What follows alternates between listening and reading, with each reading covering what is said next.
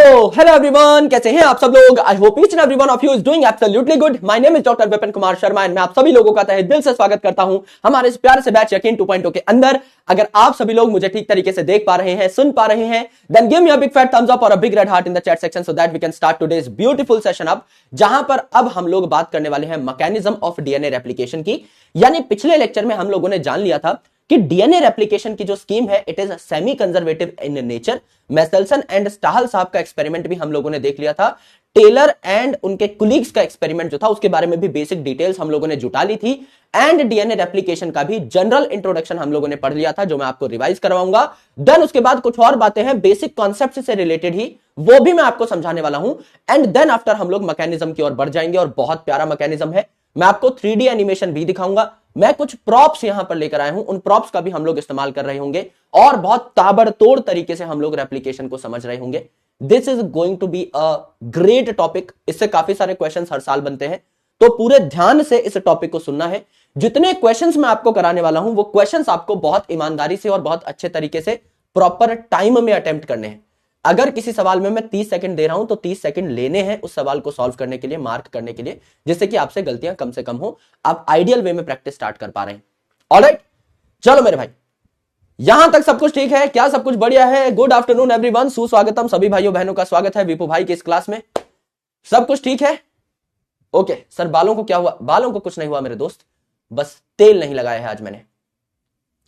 लेकिन हाँ, टॉपिक के नाम में घुसने से पहले खोपड़ी पे तेल लगा लेंगे तो बाल जो है सेट हो जाएंगे।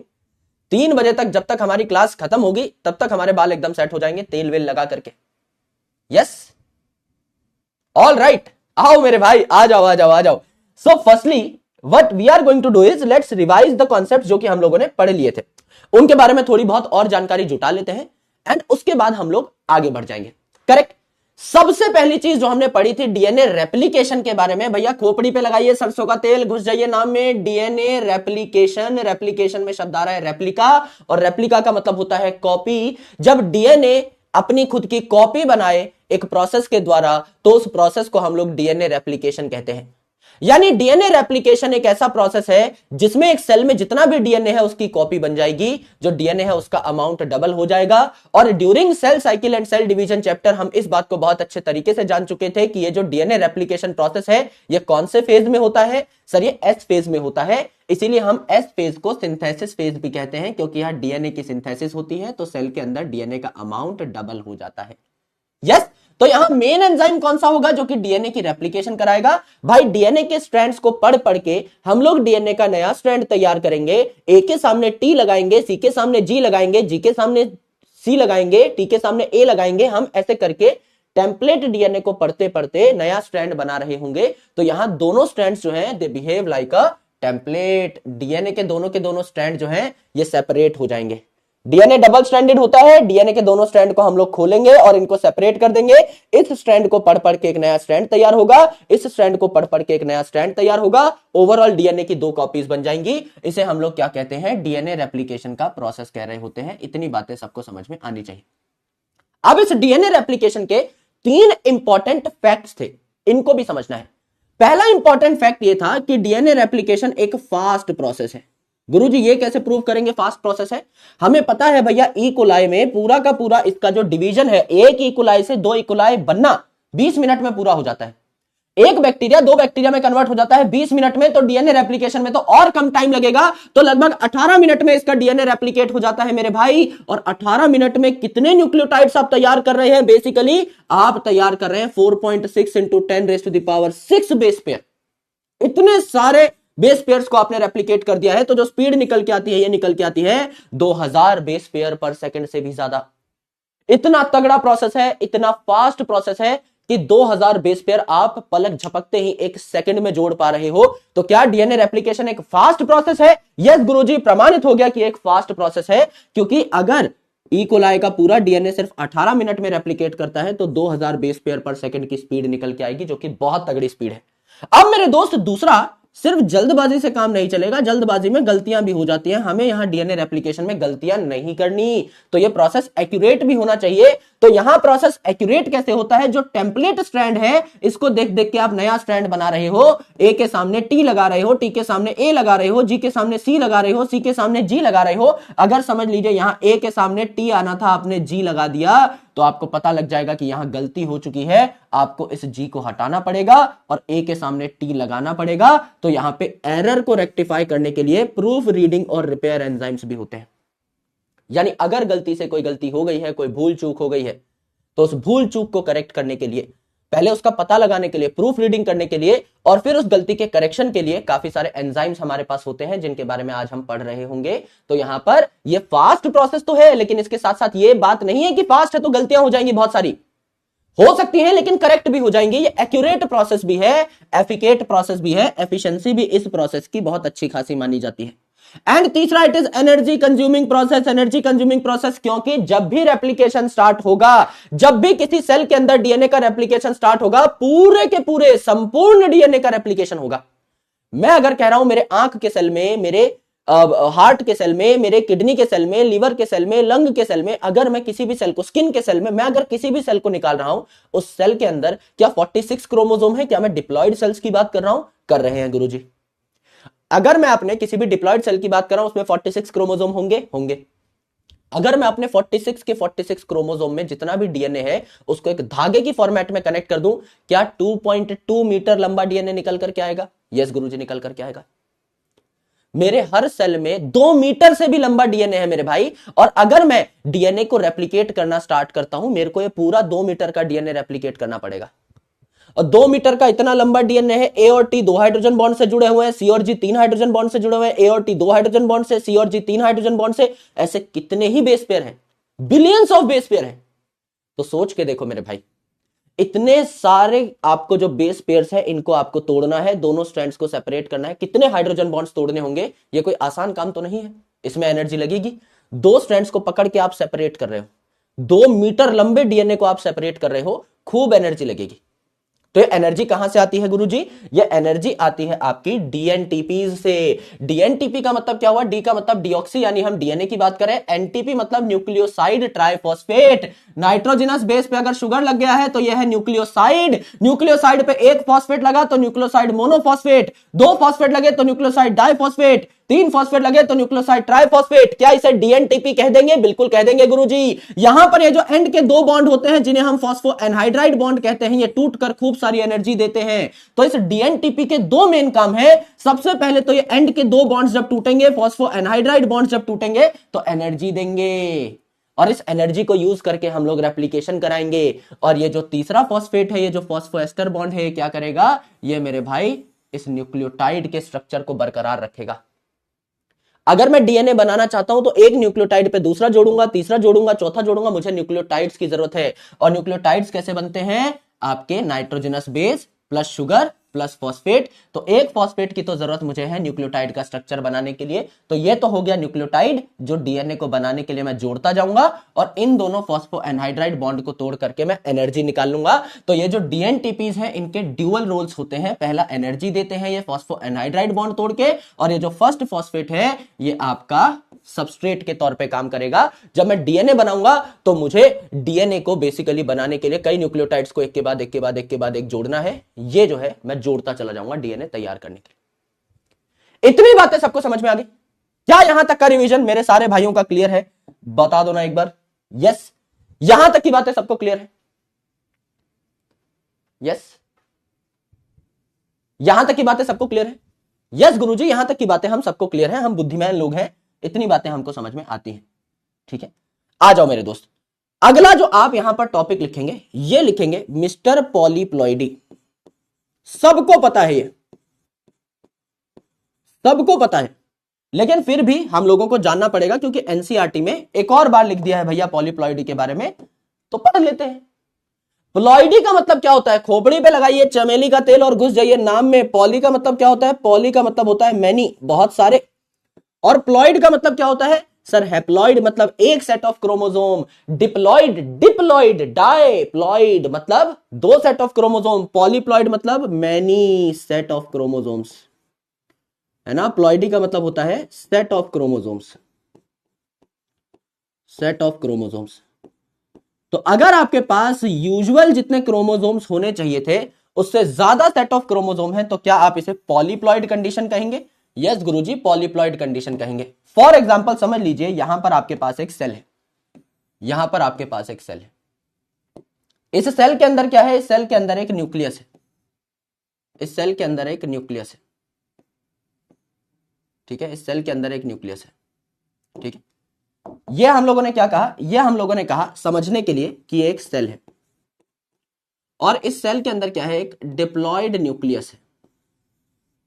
डिप्लॉयड न्यूक्लियस है अर्थात यहां पर दो सेट ऑफ क्रोमोसोम पाए जा रहे हैं इस न्यूक्लियस के अंदर। अब क्या किया हम लोगों ने? अब हम लोगों ने क्या किया मेरे बंधु? ये जो आपका न्यूक्लियस था इसको डिवाइड करवा दिया। जब सेल डिवीजन होगी तो उससे पहले न्यूक्लियस डिवाइड करेगा। न्यूक्लियस यानी कैरियो की डिवीजन होगी यानी काइनेसिस होगी। इस प्रोसेस को हम लोग कैरियोकाइनेसिस कहते हैं। और कैरियोकाइनेसिस जो है ये होने के बाद क्या हो जाएगा? इस सेल में दो न्यूक्लियस बन जाएंगे। जी गुरुजी, इस सेल में दो न्यूक्लियस बन जाएंगे, इस सेल में दो न्यूक्लियस बन जाएंगे। लेकिन मेरे दोस्त इस सेल की डिवीजन नहीं हुई बाद में, यानी ये जो है कैरियोकाइनेसिस तो हुई लेकिन इसके बाद में cytokinesis didn't occurred, cytokinesis didn't occurred, correct. Therefore leading to polyploidy, यानी जब सिर्फ न्यूक्लियर डिवीजन हो जाए और साइटों का यानी सेल का डिवीजन ना हो, इसे हम पॉलीप्लॉइडी कह सकते हैं। फॉर एग्जांपल मैं आपको बता देता हूं कि ये कैसे हुआ, आराम से सुनिएगा, बहुत प्यार से सुनिएगा। Let's take a beautiful reference with the help of our magnets. तो मैं अपने मैग्नेट्स को पहले तो खुद ही चिपका लेता हूं जिससे हम लोगों को बात समझ में आ सके। भाई मैंने कहा कि मेरे को क्रोमोसोम का नंबर डबल करना है, तब जाकर के मैं दोनों डॉटर सेल में बराबर क्रोमोसोम्स बांट पाऊंगा। तो मेरे पास ये दो सेट ऑफ क्रोमोसोम थे, ये हैप्लॉइड मिला करके हो गए डिप्लॉइड, ठीक है। मैंने जब न्यूक्लियर डिवीजन किया तो यहां पर क्या हुए? अब दो की जगह चार सेट बन गए। दो मुझे एक डॉटर सेल को दे देने थे, दो मुझे दूसरे डॉटर सेल को दे देने थे। अब ये चार सेट तो मेरे पास हो गए क्रोमोसोम के, लेकिन मेरा सेल डिवाइड नहीं किया। इनको मुझे आधा आधा बांट देना था दोनों डॉटर सेल में, मैं इन्हें बांट ही नहीं पाया क्योंकि सेल ही डिवाइड नहीं किया। तो क्या इस एक ही सेल में ये चार सेट ऑफ क्रोमोसोम हो गए? क्या इस एक ही सेल में ये चार सेट ऑफ क्रोमोसोम्स हो गए? बिल्कुल। तो होने चाहिए थे दो सेट ऑफ क्रोमोसोम, हर सेल में दो दो सेट ऑफ क्रोमोसोम। यहां एक ही सेल में चार सेट ऑफ क्रोमोसोम हो गए क्योंकि मेरे भाई ये जो आपका सेल है ये तो डिवाइड किया ही नहीं, तो ये सारे क्रोमोसोम इसी में पड़े हुए। इस तरीके से आपकी पॉलीप्लॉइडी जो है ये आपकी देखने को मिलती है हमको होती हुई। करेक्ट है, एकदम करेक्ट है सर। बेसिक सा टॉपिक था, कुछ पढ़ना नहीं था, ये हम लोगों ने पहले ही देख लिया था cell the unit of life chapter में, जस्ट इसका नाम था इसीलिए हमने पढ़ लिया। Now the most important topic is, सबसे जरूरी जो चीज है आराम से देखना, सबसे जरूरी चीज जो है आराम से देखना, इसे हम कहते हैं रेप्लिकॉन्स। इसे हम क्या कहते हैं? रेप्लिकॉन्स। गौर से सुनना कि ये क्या है, रेप्लिकॉन्स। आपको नाम से क्या लगता है कि ये क्या होती होगी? सर रेप्लिकॉन, अगर मैं अपनी खोपड़ी पर तेल लगाकर इस नाम में घुस जाऊं तो मुझे लग रहा है गुरुजी कि ये एक यूनिट है रेप्लिकेशन की। ये डीएनए का वो हिस्सा है जो एक बार में रेप्लिकेट हो जाता है, इसे मैं रेप्लिकॉन कह सकता हूं। तो आप रेप्लिकॉन को क्या कहेंगे? It is a unit of replication. क्या कहा हमने? हमने कहा इसे यूनिट ऑफ रेप्लिकेशन। इसे हम क्या कह रहे हैं? रेप्लिकॉन कह रहे हैं, रेप्लिकॉन कह रहे हैं। अब ये रेप्लिकॉन जो है इनका नंबर डिफरेंट होता है प्रोकैरियोट्स में और यूकैरियोट्स में, तो ये समझना भी बहुत जरूरी है। इसको थोड़ा गौर से समझते हैं, थोड़ा प्यार से समझते हैं। तो आप कह सकते हैं रेप्लिकेशन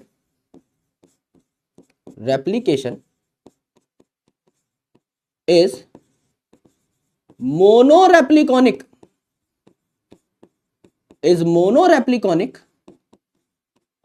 इन प्रोकैरियोट्स।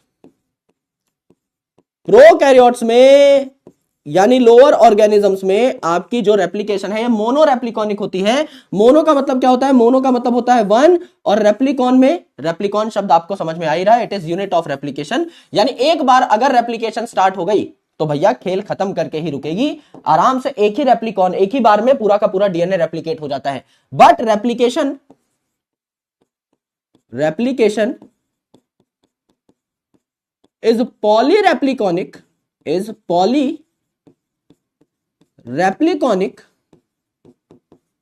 और multirepliconic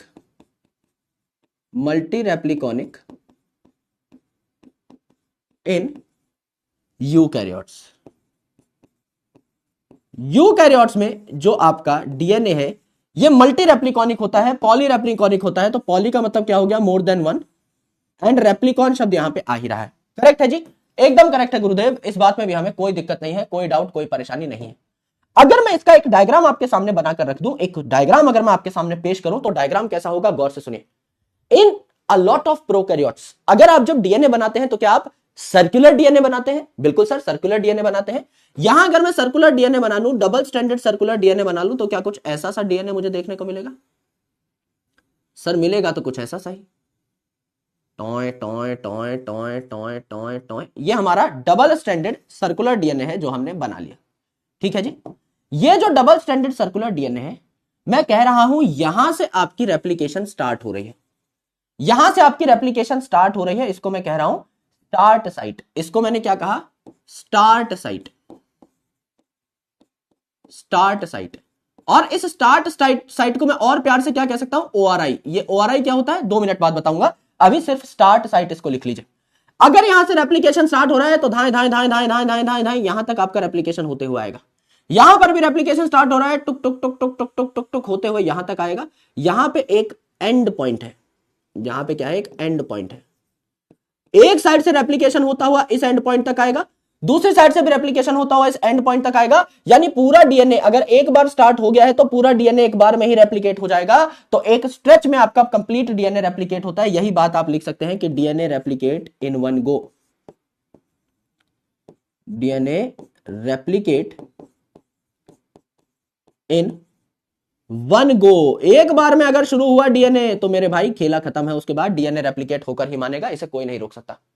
ठीक है, ये जो ओआरआई है, this is the actual place जहां से डीएनए रेप्लिकेशन स्टार्ट होता है। क्या इस प्लेस से डीएनए रेप्लिकेशन स्टार्ट हो सकता है? गुरुजी नहीं। क्या इस प्लेस से डीएनए रेप्लिकेशन स्टार्ट हो सकता है? गुरुजी नहीं। क्या इस प्लेस से डीएनए रेप्लिकेशन स्टार्ट हो सकता है? गुरुजी नहीं। डीएनए रेप्लिकेशन सिर्फ और सिर्फ इसी जगह से स्टार्ट होगा।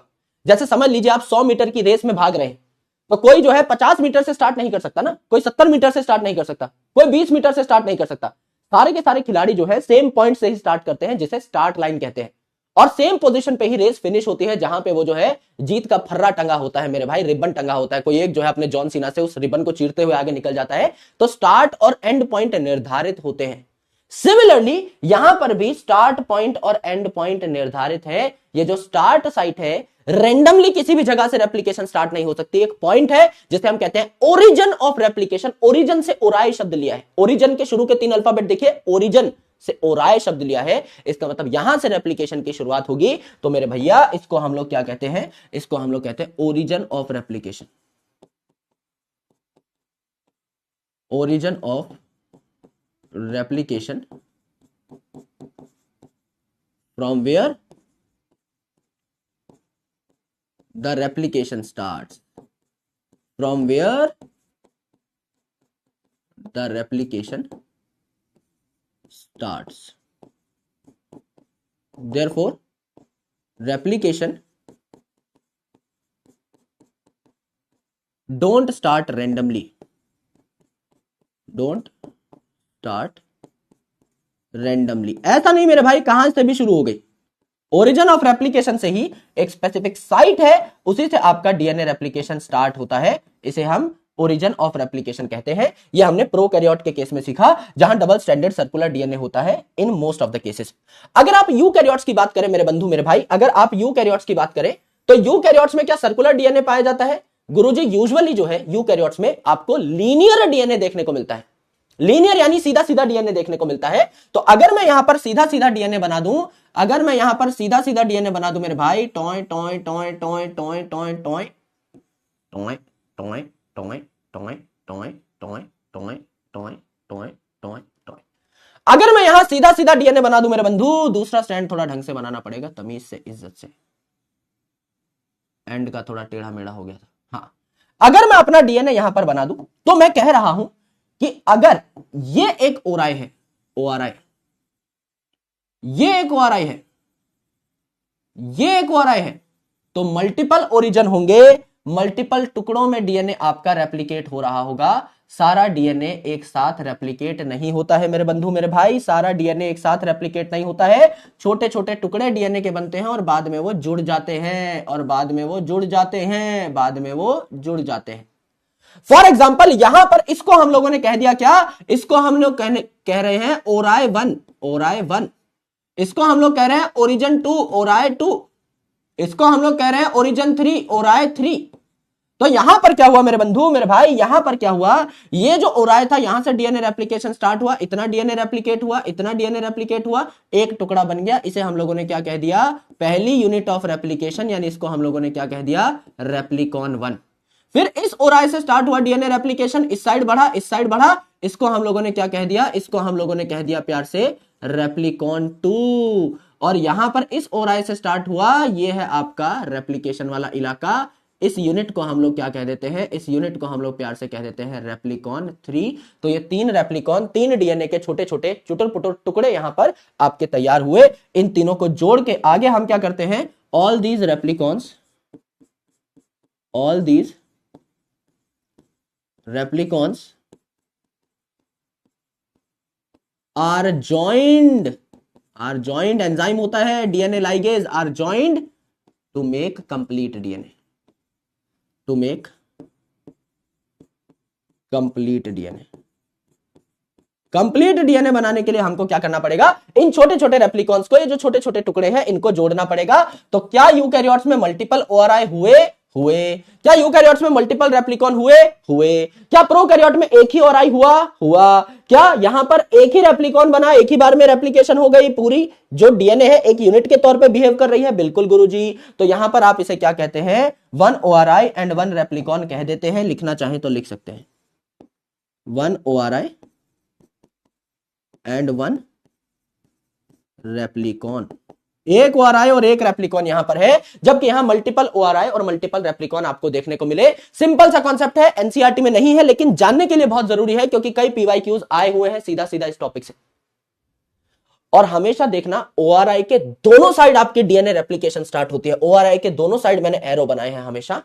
तो आपका जो रेप्लिकेशन होता है it is by directional in nature, है ना। यूजुअली आपका क्या होता है, ओआरआई के दोनों साइड, यूजुअली इन प्रोकैरियोट्स खासकर आपका बाय डायरेक्शनल देखने को मिलता है ना। तो आप क्या कह सकते हो, बाय डायरेक्शनल रेप्लिकेशन। और डिटेल में आपको देखने को मिलेगी आगे, जब आज मैकेनिज्म पढ़ेंगे तो आप लिख दो bidirectional replication, bidirectional replication, correct.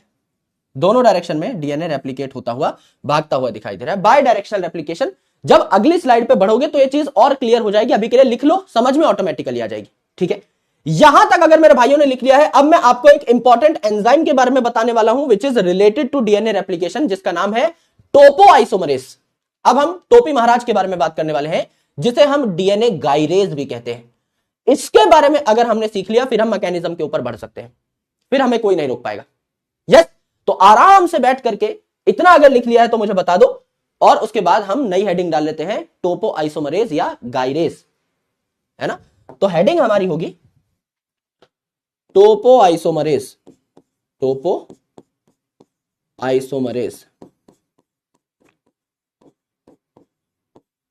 या डीएनए गाइरेज, डीएनए गाइरेज।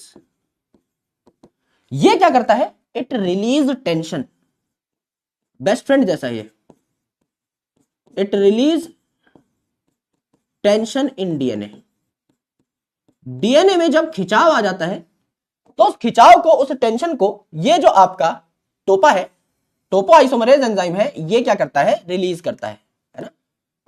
टोपो एंजाइम बोल देते हैं इसको, ये रिलीज करता है। कैसे, आराम से देखना मेरे भाई, बहुत प्यारा कंसेप्ट है। मैं कह रहा हूं कि यहां पर मैं एक दीवार बना देता हूं, एक दीवार बना देता हूं, मैं इस दीवार के इस साइड नहीं जा सकता। सिमिलरली मैं यहां पर एक दीवार बना देता हूं, मैं इस दीवार के इस साइड नहीं जा सकता, ठीक है। यानी पूरा जो खेल होगा वो इस दीवार के बीचों बीच होगा और कहीं नहीं, राइट।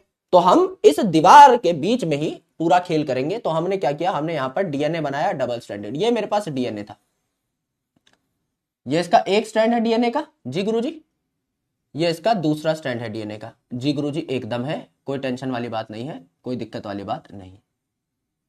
ठीक है जी, एकदम करेक्ट है। अब मैंने क्या किया मेरे बंधु, जब मैं डीएनए को रेप्लिकेट करता हूं ना, तो मुझे डीएनए के दोनों स्ट्रैंड्स को सेपरेट करना होता है। तो मैं समझ लीजिए इस स्ट्रैंड को ऊपर की साइड खींच रहा हूं और इस स्ट्रैंड को नीचे की साइड खींच रहा हूं। अब खुद सोच के देखिए, अगर मेरे पास लिमिटेड जगह है, अगर लिमिटेड जगह है तो मेरे पास छोटे छोटे गोले बने हुए हैं, टक टक टक टक टक टक टक टक टक टक टक टक, छोटे छोटे गोले बने हुए हैं बराबर साइज के। अगर मैं इन दोनों स्ट्रैंड्स को पकड़ के खींच देता हूं और इस बीच वाले गोले को बड़ा कर देता हूं, तो क्या आसपास के गोलों पे तनाव पड़ेगा, क्या वो छोटे हो जाएंगे? आराम से समझने की कोशिश करें। एक रेफरेंस दे देता हूं, है ना, आराम से एक रेफरेंस दे देता हूं। मैं क्या करूंगा, यहां पहले बराबर साइज के गोले बनाऊंगा, इस गमछे पे मैं बराबर साइज के गोले बनाऊंगा, और फिर मैं एक गोले को जब बड़ा करूंगा तो आप खुद देख पा रहे होंगे कि बाकी सारे गोले ऑटोमेटिकली छोटे हो गए। आराम से सुनना, है ना, और देखना भी, वैलिडेट करेंगे हम इस चीज को। देखो हाँ,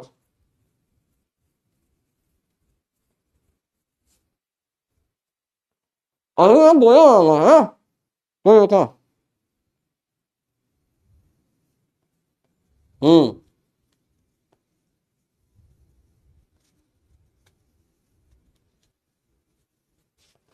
अभी देखना, सारे गोले क्या है, एक साइज के हैं, ऑलमोस्ट जो है बराबर खिंचा हुआ रखा है इसमें।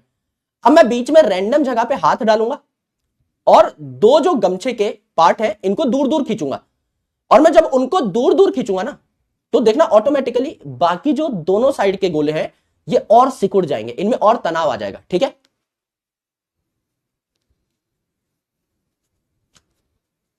हम्म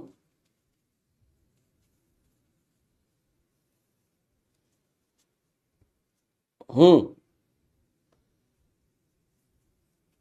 अब बोलू कैसे तो मैं जब बीच में, अभी देखना, बीच में जब मैं इसको खींच रहा हूं, है ना, जहां मैंने हाथ डाला हुआ है बीच वाला हाथ, जब मैं उसको दूर दूर कर रहा हूं दोनों स्ट्रैंड्स को, तो आसपास के स्ट्रैंड्स देखना बहुत खींचातानी हो रही है उनमें, है ना, बहुत स्ट्रेस आ रहा है। हम्म हम्म हम्म तो ये है, तो समझ गए ना, मतलब बीच वाला जो गोला है अगर उसका साइज बढ़ाऊंगा, लिमिटेड डायमेंशन है। अब ये जो गमछा है, इस उंगली से उस साइड नहीं जा सकता, इस हाथ से इस साइड नहीं आ सकता, लेंथ इतनी रहेगी। अगर लेंथ इतनी रहेगी तो बीच वाला गोला जब मैं बड़ा करूंगा, यहां पे किन्हीं दो स्ट्रैंड्स को पकड़ के अगर मैं खींच देता हूं, तो आसपास तनाव आपको देखने को मिलेगा। ये नीचे वाली चीज देखो और खिंचती जा रही है, गांठ सी लगती जा रही है। तो मुझे क्या करना है, अगर मैं इस गांठ को रिलीज कराना चाहूं, कैसे कर सकता हूं, काट दूंगा मेरे भाई, यहां जो स्ट्रैंड्स है इनको काट दूंगा। तो मैंने क्या किया, मैंने यहां पर क्या किया, जब मैंने इस बीच वाले गोले को बड़ा किया तो आसपास के जो गोले हैं और छोटे हो गए, पहले से और छोटे हो गए। जब मैंने इसको बीच वाले गोले को बड़ा किया, पहले से और छोटे हो गए। ठीक है, तो ये देखो, और इनमें टेंशन आ गई, भयानक टेंशन आ गई। ठीक है, ये जो टेंशन है इसको रिलीज करने के लिए एक एंजाइम आता है जिसके दो काम है, इसमें कैंची के गुण भी हैं और इसमें जो है गोंद के गुण भी हैं। तो यहां पर क्या आया, जब मैंने इसको खींचा, बीच वाले गोले को खींचा, तो यहां क्या आ गई, टेंशन बढ़ गई, है ना। तो यहां पर क्या हुआ, टेंशन बढ़ गई, टेंशन बढ़ गई। और यहां पे अगर टेंशन बढ़ी है मेरे दोस्त, तो मैं यहां पे कैंची का इस्तेमाल करूंगा। ये कैंची बनाई हमने, थोड़ी अजीब सी कैंची है, पर इस कैंची से मैं यहां कट लगा दूंगा और इस कैंची से मैं यहां कट लगा दूंगा। इस कैंची से मैंने क्या किया, इस डीएनए को ही काट दिया। अगर मैं इस डीएनए को काट दूंगा तो क्या ये डीएनए छुर करके खुल जाएगा? बिल्कुल गुरुजी, आराम से खुल जाएगा। अगर मैं इस डीएनए को काट दूंगा तो ये डीएनए जो है खुल जाएगा, है ना। अगर इस धागे में कॉइलिंग थी, जैसे मैं इस धागे को काटूंगा फर करके दोबारा से रिलैक्स हो जाएगा। So when we cut the DNA, when we cut the DNA, when we cut the DNA, it becomes relaxed, it becomes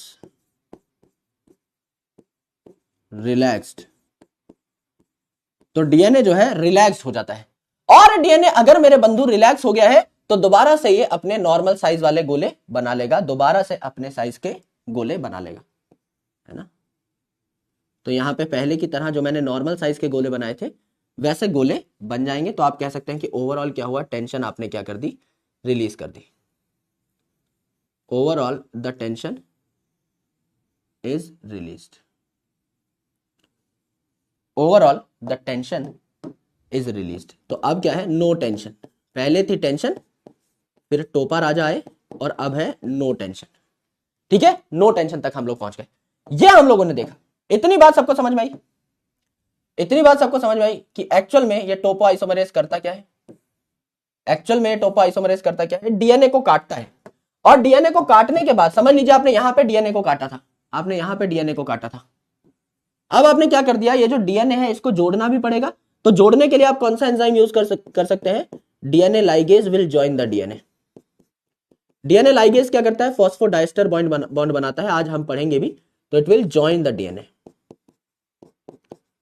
तो डीएनए को जोड़ देता है, दो जो टुकड़े हैं उनको जोड़ देता है। तो पहले काटा डीएनए को, वो खुल गया, फिर दोबारा से ज्वाइन कर दिया। सिर्फ टेंशन हमने रिलीज की और कुछ नहीं, सिर्फ हम लोगों ने टेंशन रिलीज की है। यस, हम लोगों ने सिर्फ और सिर्फ टेंशन रिलीज की है, ये हमने देखा। अब मेरे भाई ये जो आपका स्ट्रक्चर बना है ना, इससे एक और कॉन्सेप्ट हम लोग सीख सकते हैं, इससे एक और कंसेप्ट हम लोग सीख सकते हैं। ये जो आपका स्ट्रक्चर बना है ना ऐसा सा, ये जो आपका स्ट्रक्चर बना है, it is called as replication fork. It is called as replication fork. It is Y shaped, Y shaped replication fork है। भाई इसको टेढ़ा करके देखोगे तो कैसा हो जाएगा, वाई शेप्ड हो जाएगा ना। समझ लो यहां पे बना हुआ है, इसको अगर मैं टेढ़ा कर दूं it will become Y shaped. और इसीलिए इसे कांटा बोला, रेप्लीकेशन फोर्क बोला। फोर्क माने कांटा, जिससे हम मैगी खाते हैं, राइट। तो वो कांटा कैसा होता है, नीचे से भैया पकड़ने के लिए ये होता है, और ऊपर जो है आपका ऐसा कांटा बना होता है। यस, ये है आपका असली fork. This is replication fork, जिसमें रेप्लीकेशन होगी। तो मेरे दोस्त जब ये आपका डीएनए खुल जाता है तो इस तरीके से आपकी रेप्लीकेशन होने लगती है, इस लूप में रेप्लीकेशन होती है। इसे हम क्या कहते हैं, रेप्लीकेशन फोर्क कह देते हैं। यहां अगर आप देखोगे तो ये भी आपका वाई शेप दिखाई दे रहा है, यहां अगर देखोगे ये भी वाई शेप दिखाई दे रहा है। तो रेप्लीकेशन फोर्क यहां पर बन रही है। एक रेप्लीकेशन फोर्क मैंने आपको यहां पर सिर्फ और सिर्फ रेफरेंस के लिए दिखा दी है। इसको काफी डिटेल में हम लोग पढ़ रहे होंगे, समझ रहे होंगे। यहां तक की बात समझ में आई।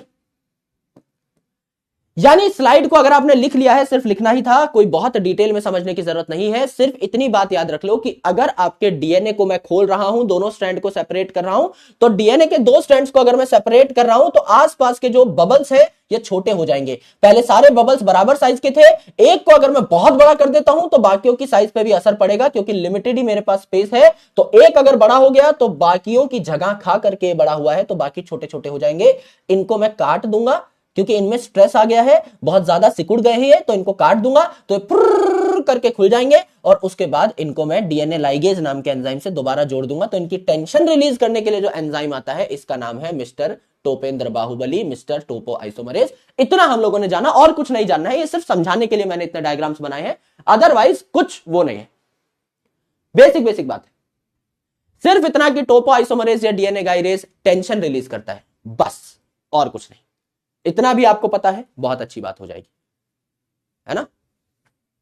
लेकिन डीएनए को खोलना क्यों है, अभी खोलते हैं इस कंसेप्ट को भी और डीएनए को भी। डीएनए खोलना क्यों है, डीएनए खोलना इसीलिए है क्योंकि डीएनए खोलोगे नहीं तो दोनों स्ट्रैंड्स जो है एज अ टेम्पलेट कैसे बिहेव करेंगे। भाई मैंने कहा यह आपका डबल स्ट्रैंडेड डीएनए है। अगर मैं इन दोनों डीएनए को खोलूंगा नहीं तो इस डीएनए के स्ट्रैंड को देख देख के नया स्ट्रैंड कैसे बनेगा, और इस डीएनए के स्ट्रैंड को देख देख के नया स्ट्रैंड कैसे बनेगा। मुझे इन स्ट्रैंड्स को पढ़ना भी तो पड़ेगा। यहां अगर ए लिखा हुआ है, इसके सामने टी लाकर जोड़ूंगा, टी के सामने ए, सी के सामने जी, जी के सामने सी, ए के सामने टी, टी के सामने ए, तब जाके जो है ये मेरी एक नई कॉपी बनेगी। इसमें भी सेम सेम चीज करूंगा, ए के सामने टी, टी के सामने ए, सी के सामने जी, जी के सामने सी, और नया आपका बढ़िया तरीके से डीएनए बन जाएगा। तो पहले मेरे पास डीएनए की एक कॉपी थी, उनके दोनों स्ट्रैंड सेपरेट किए, उन सेपरेटेड स्ट्रैंड्स पे नए नए स्ट्रैंड्स और बनाए, तो आपका क्या हो गया, पूरा डीएनए की कॉपी हो गई। तो अब हम डीएनए रेप्लिकेशन देख लेते हैं। एक लंबा पन्ना ले लो मेरे भाई, खाली पन्ना, लंबा पन्ना, जैसी कॉपी आपकी होती है उसी में लिखते रहिए। एक खाली पन्ना ले लीजिए, बस एक पूरा का पूरा खाली पन्ना आपको लेना है। इस पे मैं आपको थोड़ी सी कलाकारी चित्रकारी करके दिखाना चाहता हूं। टॉपिक का नाम लिख लीजिए डीएनए रेप्लिकेशन। अब हम मेन मुद्दे पे आ चुके हैं। पहले आपको पूरा समझाऊंगा, उसके बाद नोट्स बनवाऊंगा, तो टेंशन लेने की जरूरत नहीं है। सबसे पहले आप मुद्दे का नाम लिख लीजिए डीएनए रेप्लिकेशन। यानी डीएनए की रेप्लिका हम लोगों को बनानी है, डीएनए की कॉपी हम लोगों को बनानी है। कैसे बनाएंगे अभी दिखा देते हैं 2 मिनट में, ठीक है। डीएनए रेप्लिकेशन, डीएनए कैसे बनेगा आराम से देखिए। ये हमारा डीएनए है, ये हमारा डीएनए है जिसके 2 स्ट्रैंड्स हैं, है ना।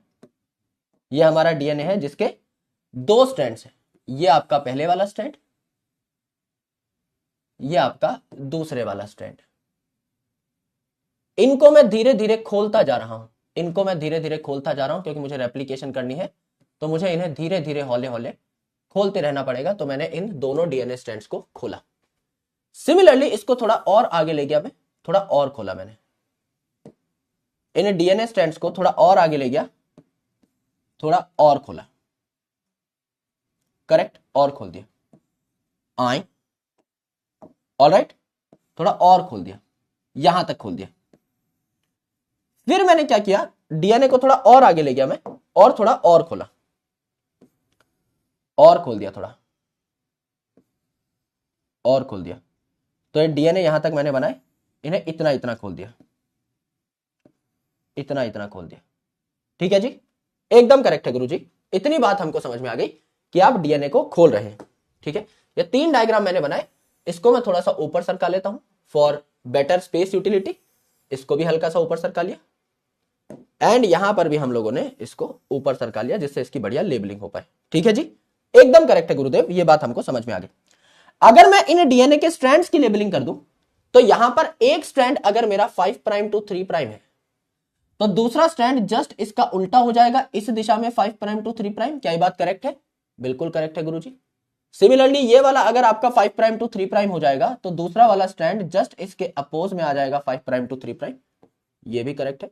और ये वाला अगर आपका 5 प्राइम टू 3 प्राइम हो जाएगा, ये वाला अगर आपका 5 प्राइम टू 3 प्राइम हो जाएगा, तो ये वाला जस्ट इसके अपोजिट 5 प्राइम टू 3 प्राइम हो जाएगा। सारा का सारा सेम ही तो डीएनए है, तो कोई फर्क थोड़ी है। जी गुरुजी, ये बात हमको समझ में आ गई, कोई टेंशन नहीं है। बस इसको मैं खोलता जा रहा हूं। तो पहले डीएनए मैंने इतना खोला, पहले डीएनए मैंने क्या किया, इतना खोला। उसके बाद मैंने डीएनए क्या किया, इतना खोला। और उसके बाद ये डीएनए मैंने क्या किया, इतना खोला। पहले डीएनए मैंने इतना खोला, फिर इतना खोला, फिर इतना खोला। तो ये डीएनए खोल कौन रहा है?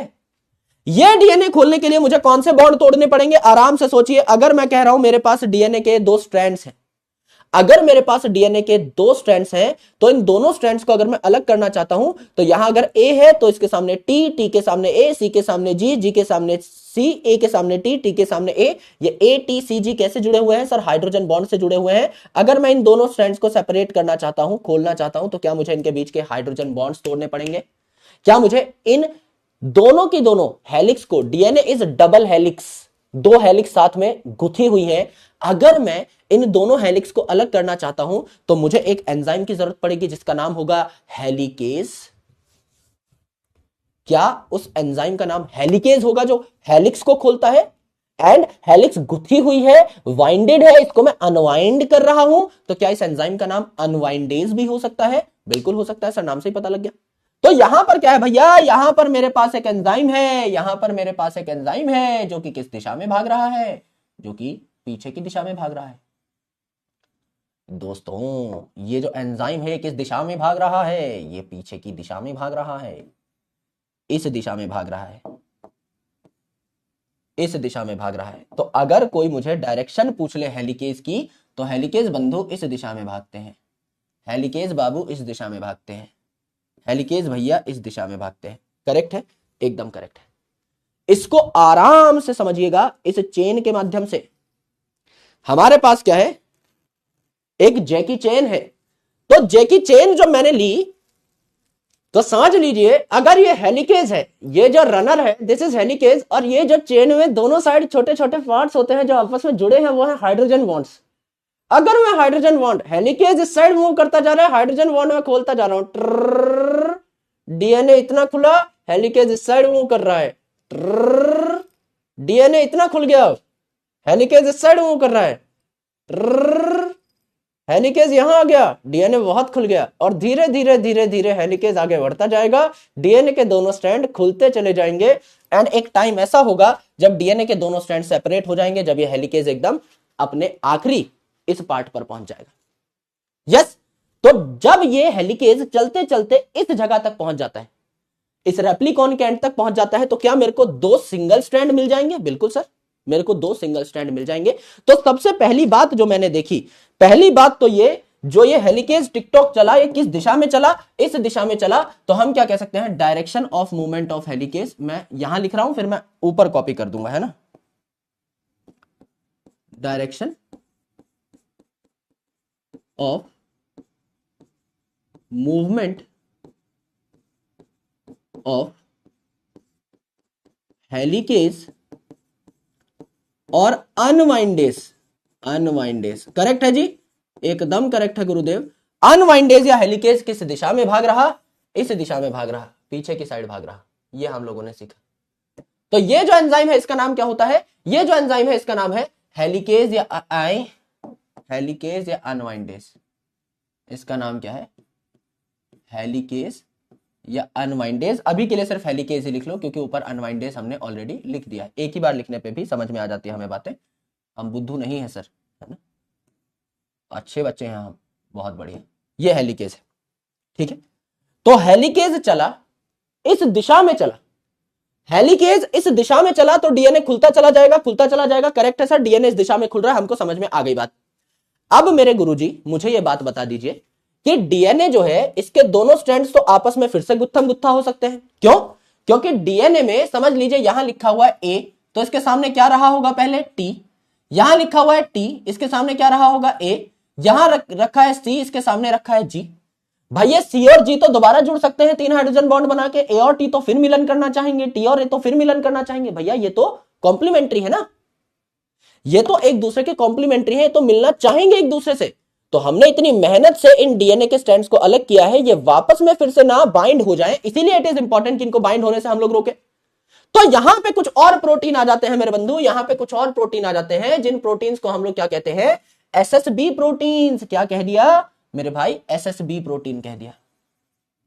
दोनों सिंगल स्ट्रैंड को बाइंड करके बैठ जाते हैं कौन? SSB proteins. एसएसबी प्रोटीन का फुल फॉर्म है सिंगल स्ट्रैंडेड बाइंडिंग प्रोटीन्स, यानी ये सिंगल स्ट्रैंड को बाइंड कर लेते हैं। तो इनके 2 काम है मेरे भाई, सिंगल स्ट्रैंडेड बाइंडिंग प्रोटीन, जिससे क्या हुआ मेरे दोस्त? ये सिंगल स्ट्रैंड्स जो है इनको आपस में जुड़ने से रोका गया, डीएनए के सिंगल स्ट्रैंड को ही मेंटेन किया गया कि तुम सिंगल स्ट्रैंड ही रहो, तुम जाके मत जुड़ो। तो इनको रैप कर लिया है एसएसबी प्रोटीन्स ने कि तुम्हें कहीं और बाइंड नहीं होने देंगे। एंड दूसरा, इस डीएनए को कोई मार ना जाए, काट ना जाए, क्योंकि ये जो एसएसबी प्रोटीन्स होते हैं ये इस डीएनए स्ट्रैंड की रक्षा करते हैं कि मेरे भाई तुम अभी ताजा ताजा सिंगल स्ट्रैंड बने हो, कोई न्यूक्लियस आके तुम पे हमला ना कर दे, तो ये उसकी प्रोटेक्शन में भी काम करते हैं, राइट। तो ये क्या हुए? ये हुए एसएसबी प्रोटीन्स। ये क्या हुए? एसएसबी या single strand binding protein. Single strand binding proteins. बहुत मजा आ गया गुरुजी ये बात सुन के, तो नाम से ही पता लग रहा है, नाम में घुस जाओ मेरे भाई, खोपड़े पे नवरत्न तेल लगा के। क्या हो गया? It will bind to single strand DNA, it will bind to single stranded DNA and avoid formation of double stranded DNA. Avoid formation of double stranded DNA. Correct? और दूसरा, protect single stranded DNA from nuclease attack, कि कहीं कोई single stranded DNA को निहत्था देख करके हमला ना कर दे उसके ऊपर, कोई न्यूक्लियस आके इसको काट ना दे, फ्रॉम न्यूक्लियस अटैक। क्योंकि डीएनए डबल स्ट्रैंडेड था तो स्टेबल था, अब भैया सिंगल स्ट्रैंडेड है, कोई अकेला समझ के जो है बैंड ना बजा दे, इसीलिए हमें इसको प्रोटेक्ट करना पड़ेगा। तो ये एसएसबी प्रोटीन्स हैं जिन्होंने क्या किया? जिन्होंने रक्षा करी इस डीएनए की, सिंगल स्ट्रैंडेड डीएनए की। ये एसएसबी प्रोटीन है। सबसे पहले डीएनए के दोनों स्ट्रैंड्स को अलग अलग करने के लिए आए हेलिकेज बाबू। हेलिकेज बाबू के बाद आए एसएसबी प्रोटीन्स, जिससे कि दोनों स्ट्रैंड अलग अलग ही पड़े रहे। 2 बातें हमें समझ में आ जानी चाहिए थी, इनमें किसी मेरे भाई को कोई कंफ्यूजन नहीं होनी चाहिए। यस, इनमें किसी मेरे दोस्त को कोई कंफ्यूजन नहीं होनी चाहिए। इतनी बात समझ में आई तो एक बार बता दो ना, सिर्फ दो बातें। क्या बताया गुरुजी ने? गुरुजी ने बताया कि जब डीएनए के दोनों स्ट्रैंड सेपरेट हो रहे हैं तो double stranded DNA single stranded DNA में कन्वर्ट हो रहा है, that is with the help of helicase, जिसे हम अनवाइंडेज भी कहते हैं। और दूसरी इंपॉर्टेंट चीज, इन सिंगल स्ट्रैंड्स को दोबारा बाइंड होने से रोकने के लिए एसएसबी प्रोटीन आपके आए। करेक्ट? ये दो बातें समझ में आनी चाहिए। फिलहाल इतना ही हमें जानना है और नहीं जानना कुछ, इतना ही हमें जानना है, ठीक है। अब मेरे भाई एक और बात, तीसरी बात जो मुझे आप ही बताओगे, दुनिया का कोई भी न्यूक्लिक एसिड, चाहे डीएनए चाहे आरएनए, एनीथिंग, क्या उसकी सिंथेसिस हमेशा 5 प्राइम टू 3 प्राइम डायरेक्शन में होगी? क्या ये बात हम लोग जानते हैं अच्छे तरीके से? गुरुजी ये बात हमने गुदवा ली है अपने सीने पे। ये बात अब हम लोग मरते दम तक नहीं भूलेंगे। बीइंग अ बायोलॉजिस्ट, ये बात जानने का, ये बात मानने का हमारा अधिकार है कि चाहे डीएनए हो चाहे आरएनए हो। अब आगे ट्रांसक्रिप्शन पढ़ेंगे हम कल से, उसमें भी हम लोग जानेंगे कि आपकी सिंथेसिस जो है आरएनए की वो भी 5 प्राइम टू 3 प्राइम होगी और डीएनए की सिंथेसिस भी 5 प्राइम टू 3 प्राइम होती है।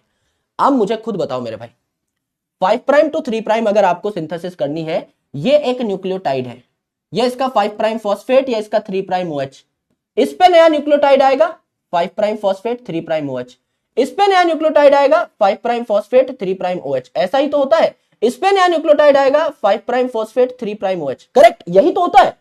यस गुरुजी, होता तो यही है। अब मेरे भाई जब मैं पहला न्यूक्लियोटाइड लगाऊंगा, इसे कहां लगाऊं मैं? मेरे पास तो कोई 3 प्राइम OH है ही नहीं। सोच के देखो भाई, आपको किसने पैदा किया? सर मम्मी पापा ने। मम्मी पापा को किसने पैदा किया? दादा दादी ने। दादा दादी को किसने पैदा किया? परदादा परदादी ने। परदादा परदादी को परदादा परदादी ने। उसके बाद परदादा परदादी ने। परदादा परदादी ने। पहला इंसान कहां से आया? ये तो आज भी गुत्थी है ना। कौन है सबसे पहले? ये तो अभी भी नहीं पता ना हमें। तो मेरे दोस्त, इस जीवन में लाइफ का ओरिजिन कहां से हुआ, ये इस बात से तो हम आज भी अनजान हैं। यस, तो मेरे भाई सेम चीज यहां पर है कि हमने ये न्यूक्लियोटाइड इस पे लगा दिया, वाह वाह वाह, है ना। ये बॉन्ड बन गया 3 प्राइम टू 5 प्राइम बॉन्ड बन गया गुरुजी, फॉस्फोडाइस्टर। हाँ गुरुजी बन गया। ये वाला भी बन गया, हाँ हाँ हाँ, ये वाला बन गया। अरे वाह वाह वाह वाह, ये वाला कैसे बना? पहला 3 प्राइम OH तो हमारे पास था ही नहीं। पहला 3 प्राइम OH तो हमारे पास था ही नहीं। तो पहला न्यूक्लियोटाइड किस पे जाके जुड़ा मेरे बंधु? तो एक्चुअल में क्या होता है मेरे दोस्त, एक्चुअल में क्या होता है, यहां पर जब भी आपको डीएनए रेप्लिकेशन स्टार्ट करनी होती है, हम लोग आरएनए का एक छोटा सा टुकड़ा बना के चिपका देते हैं।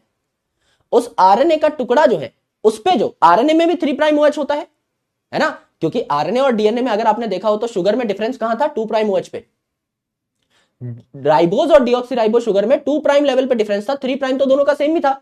तो हम लोग यहां पे क्या कर देते हैं, आगे एक आरएनए का टुकड़ा लगा देते हैं कि भैया यहां पे एक आरएनए का टुकड़ा लगा देंगे, इसका 3 प्राइम OH आपको मिल जाएगा। हम कहेंगे भाई इस पे फिर आप जो है डीएनए बनाते रहो, बाद में इस आरएनए को हम लोग हटा देंगे। तो इनिशियली हमारी हेल्प करने कौन आता है? आरएनए का प्राइमर। इसे हम कहते हैं आरएनए प्राइमेज एंजाइम, जो एक छोटा सा आरएनए प्राइमर बनाता है। प्राइमर मतलब जो पहले आया। प्राइमरी क्लासेस पहले आती है, सेकेंडरी क्लासेस बाद में आती हैं। प्राइमर मतलब जो पहले आता है। आपके घरों में जब भी पेंट पुट्टी होती है मेरे भाई, तो पहले प्राइमर लगाते हो, उसके बाद जो है आप डिस्टेंपर करते हो। सिमिलरली आपके घर में कोई लोहे का गेट है अगर, तो पहले उस पर प्राइमर लगाते हो, उसके बाद जो है आप पेंट मारते हो। प्राइमर मतलब जो पहले, लड़कियों को पता होगी ये बात, है ना, क्योंकि मैं अपनी बहन के साथ अक्सर जाता हूं शॉपिंग करने, तो मुंह का भी जो रंग रोगन होता है, मुंह पे भी जो बिड़ला व्हाइट पुट्टी जो है 2-2 3-3 लेयर लगती है, उसमें भी पहले, मेकअप से पहले भी प्राइमर लगता है मेरे दोस्त। पहले इस मुंह को जो है नॉर्मल किया जाता है, क्योंकि अभी हम क्या है कि किसी और प्रजाति के लगते हैं। तो पहले महिलाएं अपने मुंह को जो है प्राइमर से इवन करती हैं, उसके बाद जो है उस पर रंगारंग कार्यक्रम शुरू होता है। तो प्राइमर मतलब जो पहले आया। तो यहां पर भी एक आरएनए प्राइमर, एक आरएनए का छोटा सा टुकड़ा पहले आया, उसके बाद उस पर हमने डीएनए जो है उसके न्यूक्लियोटाइड्स लगाना शुरू किए, धाड़ धाड़ धाड़ धाड़। उसके बाद जो है धनाधन कार्यक्रम शुरू हुआ। तो हमने क्या किया, अब मेरी बात को बहुत गौर से सुनना मेरे भाई। अब जो है बात बहुत काम की है, बात बहुत काम की किसी लिए है गुरुजी? आओ मेरे भाई सुनो। अगर ये DNA 5 prime to 3 prime strand है, तो यहां 5 प्राइम टू 3 प्राइम इस दिशा में होगा, इस दिशा में होगा। यहां पे आपका 3 प्राइम OH आया, 3 प्राइम OH आया। ये किसने दिया? आरएनए प्राइमर ने दिया। 3 प्राइम OH आरएनए प्राइमर ने दिया। और इसके बाद आपका 5 प्राइम टू 3 प्राइम डीएनए धाड़ धाड़ धाड़ धाड़ बनता चला गया, क्योंकि 5 prime to 3 prime to DNA हमेशा बनता चला जाएगा। जैसे ही आगे बढ़ेगा, जैसे ही आगे बढ़ता जाएगा, 5 प्राइम टू 3 प्राइम इस दिशा में बनता चला जाएगा। हेलिकेज के पीछे पीछे हम भी चले आ रहे हैं, हेलिकेज आगे हम पीछे, हेलिकेज आगे हम पीछे, हेलिकेज इस साइड बढ़ता जा रहा है, पीछे हम 5 prime to 3 prime nucleotide add करते जा रहे हैं। रुकने की कोई जरूरत है ही नहीं, रुकने की कोई जरूरत है ही नहीं। लेकिन यहां पर देखो मेरे भाई, यहां पर अगर मैंने आपका एक प्राइमर लगा दिया है, डीएनए यहीं तक खुला है, अगर आरएनए प्राइमर मैंने लगा दिया है, 3 प्राइम OH मैंने बना दिया है, तो 5 प्राइम टू 3 प्राइम इस दिशा में डीएनए सिर्फ इतना बनेगा, इसके आगे तो बन ही नहीं सकता सर, इसके आगे तो बन ही नहीं सकता। करेक्ट बात है। तो हमने क्या किया, यहां तक ये जो लाइन मैंने बना रखी थी, यहां तक आपका एक प्राइमर लगाया था, यहां तक हमने एक प्राइमर लगाया था, और इतना डीएनए हमने अभी बना लिया 5 प्राइम टू 3 प्राइम, इतना डीएनए हमने पहले बना लिया था। यहां पे फिर दोबारा प्राइमर लगाना पड़ेगा, फिर आपका इतना डीएनए बनाना पड़ेगा, फिर आपका हेलिकेज यहां पर आ जाएगा, फिर इतना डीएनए फिर बनाऊंगा, हेलिकेज यहां आ जाएगा, इतना डीएनए फिर बनाऊंगा, हेलिकेज यहां जाएगा, इतना डीएनए फिर बनाऊंगा। छोटे छोटे टुकड़ों में डीएनए बनेगा। छोटे छोटे टुकड़ों में डीएनए क्यों बनेगा मेरे बंधु? क्योंकि 5 प्राइम टू 3 प्राइम डायरेक्शन यहां है, 5 टू 3 यहां है आपके पीले वाले स्टैंड में, तो 5 प्राइम टू 3 प्राइम यहां बना, 5 प्राइम टू 3 प्राइम यहां बना छोटा सा, 5 प्राइम टू 3 प्राइम यहां बना छोटा सा, फिर यहां आ जाएगा हेलिकेज, तो 5 प्राइम टू 3 प्राइम इतना बनेगा छोटा सा, यहां आ जाएगा हेलिकेज, 5 प्राइम टू 3 प्राइम इतना बनेगा छोटा सा। लेकिन यहां अगर आप देखो तो ये वाला है 5 prime to 3 prime yellow strand, 5 prime to 3 prime यहां ताजा ताजा बनता रहेगा, तो मेरे भाई लगातार बनेगा। 5 प्राइम टू 3 प्राइम, हेलिकेज आगे बढ़ रहा है, 5 प्राइम टू 3 प्राइम, हेलिकेज आगे बढ़ रहा है, 5 prime to 3 prime, 5 prime to 3 prime, बनता चला गया, बनता चला गया, बनता चला गया। यस, तो मेरे भाई यहां पर ये जो 5 प्राइम टू 3 प्राइम हम इतना बोल रहे हैं कि ये बना बना बना, किसने बनाया sir? DNA dependent DNA polymerase ने बनाया, डीएनए डिपेंडेंट डीएनए पॉलीमरेज ने बनाया। यहां पॉलीमरेज को बार बार गिर के वापस आना पड़ता है, ये डीएनए डिपेंडेंट डीएनए पॉलीमरेज ने बनाया। Yes, DNA dependent DNA polymerase ने बनाया। करेक्ट है जी। यहां तक की बात समझ में आई? 2 बातें मैंने बताई, उसके बाद 2 बातें और बताई, सारी रिवाइज करवाता हूं। अगर मुझे इस डीएनए को खोलना है, ये डीएनए के डबल स्ट्रैंड्स हैं, दोनों के दोनों बंद है एकदम। सबसे पहले हेलिकेज एंजाइम आया, हेलिकेज एंजाइम जब आगे बढ़ा, जब इस साइड बढ़े गए हेलिकेज एंजाइम, तो डीएनए पहले थोड़ा खुला, थोड़ा खुला, थोड़ा खुला, थोड़ा खुला, खुलता चला गया। ठीक है जी, खुलता चला गया। ये दोनों स्ट्रैंड्स कॉम्प्लीमेंट्री हैं, कहीं आपस में ना बाइंड कर जाए, इसीलिए इन दोनों स्ट्रैंड्स पे आए SSB proteins, single strand binding proteins, जिससे आपस में ना बाइंड कर जाए, तो इन्हें अलग अलग कर दिया। अब समझ लीजिए ये वाला स्ट्रैंड जो है, अब समझ लीजिए ये वाला स्ट्रैंड जो है ऊपर वाला, ये वाला स्ट्रैंड जो है ऊपर वाला, समझ लीजिए 5 प्राइम टू 3 प्राइम है, तो इसमें जो नया स्ट्रैंड बनेगा वो 5 प्राइम टू 3 प्राइम बनेगा। तो जिस साइड हेलिकेज खुलता जा रहा है, स्ट्रैंड भी बनता जाएगा, हेलिकेज भी साइड आ रहा है, 5 prime to 3 prime, 5 prime to 3 prime, 5 prime to 3 prime, लगातार एक स्ट्रैंड बनता जाएगा, लगातार स्ट्रैंड बनता जाएगा। लेकिन दूसरा वाला देखो, नीचे वाला देखो, नीचे वाला है 3 प्राइम टू 5 प्राइम, तो यहां क्या बनेगा स्ट्रैंड? इतना डीएनए खुला, 5 प्राइम टू 3 प्राइम इतना डीएनए बना, इतना खुला 5 प्राइम टू 3 प्राइम और बना, इतना खुला 5 प्राइम टू 3 प्राइम और बना, इतना खुला 5 प्राइम टू 3 प्राइम और बना, इतना खुला 5 प्राइम टू 3 प्राइम और बना। तो मेरे दोस्त छोटे छोटे 5 टुकड़े बने, नीचे वाले के, ऊपर वाले का एक ही टुकड़ा बना। ऊपर वाले ने एक ही बार में सारा काम खत्म कर दिया, इसे कहते हैं लीडिंग स्ट्रैंड। ये लीडर है, राजा वाली मेंटालिटी है इसकी, लीडर आदमी है ये। एक बार में अगर इसने शुरू कर दिया है खेल, तो 5 प्राइम टू 3 प्राइम जाता जाएगा हेलिकेज की दिशा में ही। This is leading strand. लेकिन यहां पर छोटे छोटे टुकड़ों में lag lag lag lag lag होता चला जा रहा है, it is called as lagging strand. यह एक ही बार में अपना पूरा काम खत्म कर देता है, इसलिए इसे बोला कंटिन्यूअस स्ट्रैंड। और ये धीरे टुचुक टुचुक टुचुक टुकड़ों में अपना काम करता है, इसीलिए इसे कहते हैं डिसकंटिन्यूअस स्ट्रैंड। यस, और ये जो छोटे छोटे टुकड़े बनाता है, कई टुकड़े बनाता है, इन्हें कहते हैं हम फ्रेगमेंट्स। ओकाजाकी नाम के साइंटिस्ट ने इन फ्रेगमेंट्स के बारे में सबसे पहले चर्चा की थी, इसीलिए इन्हें ओकाजाकी फ्रेगमेंट कहा जाता है। इन छोटे छोटे टुकड़ों को जोड़ने के लिए हम बीच में गोंद लगा देते हैं, जिसका नाम है डीएनए लाइगेज। और डीएनए लाइगेज फॉस्फोडाइएस्टर बॉन्ड बनाता है। 2 डीएनए 2 न्यूक्लियोटाइड को जोड़ने के लिए तो डाइएस्टर बॉन्ड आएगा, तो डाइएस्टर बॉन्ड बनाता है और इन 2 टुकड़ों को साथ में जोड़ देता है और आपका कंप्लीट डीएनए तैयार हो जाता है। ये तो पूरा बनेगा ही ऊपर वाला एक स्ट्रैंड, और नीचे वाले कई छोटे छोटे टुकड़ों को जोड़ के हम एक स्ट्रैंड और बना देते हैं, कंप्लीट डीएनए हमारा बन जाता है। इसको हम लोग कहते हैं डीएनए रेप्लिकेशन। इसका अगर यहां तक का मामला आपको समझ में आया है, मुझे एक बार बता दो, मैं आपको एक कमाल की एनिमेशन दिखाता हूं, उसके बाद कुछ बचेगा ही नहीं, सिर्फ हमें लिखना पड़ेगा। यहां तक की बातें अगर क्लियर है, एक बार मुझे बता दो, मैं आपको एक जादुई एनिमेशन, तगड़ी एनिमेशन दिखाता हूं, और जब वो एनिमेशन आप देख डालोगे मजा आ जाएगा। उसके बाद कुछ नहीं बचेगा, फिर आपको सिर्फ बातें लिखनी है, समझने का सारा काम धुआं धुआं हो जाएगा अगले 2 मिनट के अंदर। वैसे सबको समझ में आ गया, क्योंकि मुझे नहीं लगता सच भी कोई कंफ्यूजन है भाई, है ना? लेकिन फिर भी अगर थोड़ी बहुत कंफ्यूजन होगी, वीडियो देख के दिमाग एकदम फट जाएगा। ठीक है, आ जाओ मेरे भाई, लेट्स अंडरस्टैंड कि क्या हो रहा है।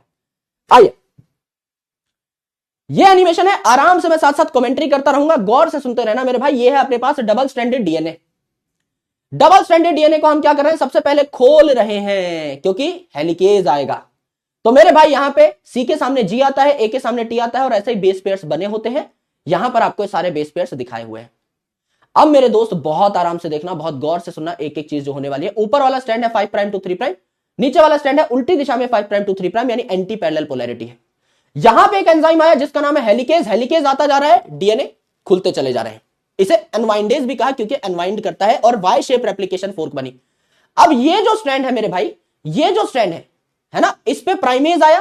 प्राइमेज एंजाइम ने आरएनए प्राइमर बनाया, बहुत ही छोटा सा, जिससे आपको 3 प्राइम ओएच मिल गया, क्योंकि 3 प्राइम ओएच तो चाहिए ना नया न्यूक्लियोटाइड ऐड करने के लिए। ये आरएनए का 3 प्राइम ओएच मिल गया। डीएनए पॉलीमरेज फिर आता है और एक एक करके न्यूक्लियोटाइड ऐड करना शुरू करता है। एक जहां है उसके सामने टी ऐड कर देगा, टी के सामने सी ऐड कर देगा, मतलब ऐसे सी के सामने जी ऐड कर देगा, और लगातार 5 प्राइम टू 3 प्राइम कंटिन्यूअस बनता जाएगा। आगे हेलिकेज चल रहा है, पीछे पीछे पॉलीमरेज चल रहा है। ये वाला स्ट्रैंड लगातार बनेगा, देखो ये वाला स्ट्रैंड लगातार बनेगा। लेकिन नीचे वाला जो है, जितना डीएनए खुलता जाएगा उतना उतना ही बनेगा। तो हर बार प्राइमर लगा, छोटा सा डीएनए बना, ओकाजाकी फ्रेगमेंट। अगली बार यहां तक डीएनए खुला है, यहां प्राइमर लगा, और इसके आगे फिर बनेगा आपका छोटा सा डीएनए। यस, ये देखो छोटा सा डीएनए बना, पॉलीमरेज आएगा, दोबारा छोटा सा डीएनए बना, और ऐसे करते करते छोटे छोटे टुकड़ों में आपका क्या बन रहा है, डीएनए बन रहा है। ये दोबारा से आपका प्राइमर आया, और प्राइमर आया, दोबारा से यहां पर पॉलीमरेज आएगा, और फिर छोटा सा टुकड़ा बना देगा। इस तरीके से आपके छोटे छोटे कई टुकड़े बने ने ओकाजाकी फ्रेगमेंट कहा। और एक्सोन्यूक्लियस नाम का एक एंजाइम अभी बताऊंगा, उससे आप प्राइमर को रिमूव कर सकते हो और दोबारा से डीएनए लगा सकते हो इस जगह पे बीच बीच में। और डीएनए के बीच में यहां पे छोटा सा डेंट रह गया है, इस डेंट को रिपेयर करने के लिए आपका क्या आता है, डीएनए लाइगेज। जहां पर भी छोटे छोटे टांके लगाने हैं, आपका डायस्टर बॉन्ड बनाना है, वहां डायस्टर बॉन्ड बन जाएगा, डीएनए की 2 कॉपीज बनकर के तैयार हो गई। This is your DNA replication. This is your DNA replication. कुछ एंजाइम्स के बारे में अभी हमने बात नहीं की है, वो हम करेंगे, एक पूरा टेबल बना के लेके आए हूं मैं, सारी बात करेंगे। अभी इसमें कुछ एंजाइम्स नहीं भी हैं, जैसे डीएनए पॉलीमरेज 1 नहीं है, डीएनए पॉलीमरेज 2 नहीं है, आरएनएज एच नहीं है, सब बताऊंगा, लेकिन थोड़ा आराम से। यस, आ जाओ, दोबारा से देखें। If you want to see it again, if you want to revise it again, we can view it again, कोई बहुत बड़ी बात नहीं है, राइट? अगर आपको दोबारा भी देखना है तो दोबारा देख सकते हैं हम लोग। अच्छा, एक बार और रिवीजन हो जाएगा, क्लैरिटी आ जाएगी, है ना? तो प्ले अगेन कर देता हूं मैं। अगेन हल्की हल्की कमेंट्री, हल्की हल्की बातें। डीएनए के 2 स्ट्रैंड हैं, डीएनए के 2 स्ट्रैंड्स को हमने थोड़ा सा अनकॉइल किया, और इनको भी खोलते चले जाएंगे। तो यहां पे ए के सामने टी आता है, सी के सामने जी आता है, लॉ ऑफ कॉम्प्लीमेंटेरिटी हमें पता है। ऊपर वाला स्ट्रैंड आपको दिखा रखा है 5 प्राइम टू 3 प्राइम, नीचे वाला उल्टी दिशा में 5 प्राइम टू 3 प्राइम, यानी एंटी पैरेलल पोलैरिटी हमें यहां पर देखने को मिली। अब हेलिकेज नाम का या अनवाइंडेज नाम का एंजाइम आता है, जो इस हेलिकेज को खोलता जाता है, तो double stranded DNA single stranded strands में कन्वर्ट हो गई, और यहां एसएसबी प्रोटीन लग जाएंगी, वाई शेप फोर्क बन गई है, दोनों स्ट्रैंड सेपरेट हो गए। तो ये अपना नया नया कॉम्प्लीमेंट्री स्ट्रैंड बनाना स्टार्ट कर देंगे। जो आपका डीएनए पॉलीमरेज है वो खुद से रेप्लिकेशन को स्टार्ट नहीं कर सकता, क्योंकि उसके पास 3 प्राइम ओएच नहीं होता है। तो वो ओएच आपको कहां से मिलेगा, आरएनए से मिलेगा। तो एक आरएनए प्राइमर आता है, छोटा सा आरएनए का टुकड़ा बनाता है, यहां पे 3 प्राइम ओएच मिल गया, इसके ऊपर आप नए नए न्यूक्लियोटाइड ऐड करते चले जाओगे, तो डीएनए पॉलीमरेज आके नए नए न्यूक्लियोटाइड ऐड करेगा। अब ये 5 प्राइम टू 3 प्राइम दिशा में जा रहा है डीएनए का स्ट्रैंड, तो 5 प्राइम टू 3 प्राइम इसी दिशा में जा रहा है, और हेलिकेज भी इसी दिशा में भाग रहा है। तो ये पूरा स्ट्रैंड एक बार में ही तैयार हो जाता है। हेलिकेज के पीछे पीछे पॉलीमरेज जाता जाएगा, एक बार में पूरा स्ट्रैंड तैयार हो जाएगा। लेकिन नीचे वाला जो है, जितना डीएनए खुलता रहेगा उतना जो है आपका ये टुकड़ों में तैयार होता रहेगा। हर बार नया प्राइमर लगेगा, और हर बार पॉलीमरेज को आके इतना इतना छोटा छोटा टुकड़ों में डीएनए बनाना पड़ेगा। इसे हम क्या कहते हैं, इसे हम बेसिकली आपका ओकाजाकी फ्रेगमेंट कहते हैं। कई फ्रेगमेंट्स में आपका डीएनए बनेगा, और फिर हम आरएनए प्राइमर को हटा सकते हैं एक्सोन्यूक्लियस की हेल्प से या आरएनएज एच नाम के एंजाइम की हेल्प से। एंड अल्टीमेटली क्या हो जाता है आपका, फिर बीच में जो टांके होते हैं फॉस्फोडाइस्टर बॉन्ड होते हैं वो बनाने के लिए, ओकाजाकी फ्रेगमेंट्स को जोड़ने के लिए हम लोग क्या करते हैं, हम डीएनए लाइगेज नाम के एंजाइम का इस्तेमाल कर लेते हैं। यस, ये हमने देखा, डीएनए लाइगेज आया, पूरा जोड़ दिया, 2 डीएनए बनके तैयार हो गए, कॉइल करके इसको प्रॉपर शेप दे देंगे जैसी डीएनए की शेप होनी चाहिए। इतनी बातें मेरे सारे भाइयों को समझ में आ चुकी हैं, एक बार बता दो ना। Yes, correct.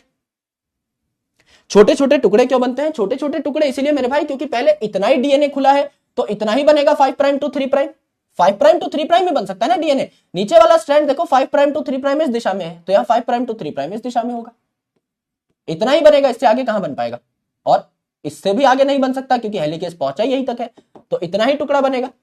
तो पहले आपका क्या हुआ, पहले आपका सिर्फ इतना ही टुकड़ा बना। अब इतना टुकड़ा आपने पहले बना लिया था, डीएनए और खुल गया, इतना टुकड़ा और बन गया।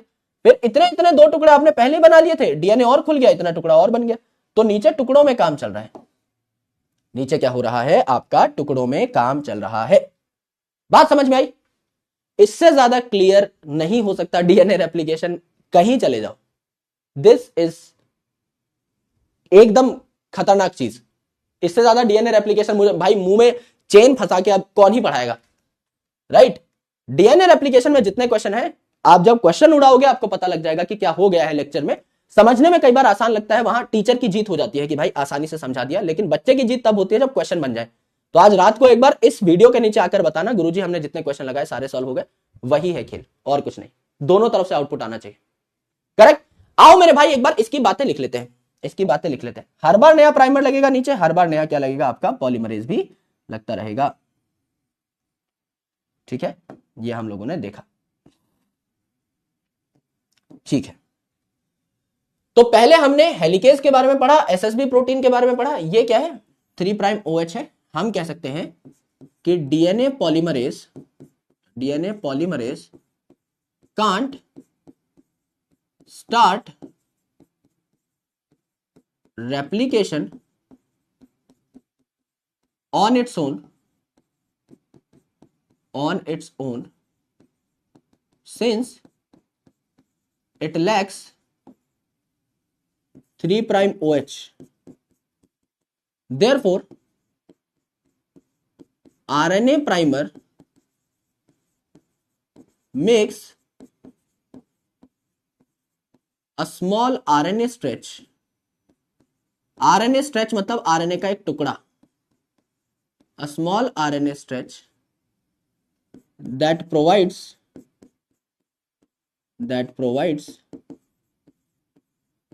3 prime OH for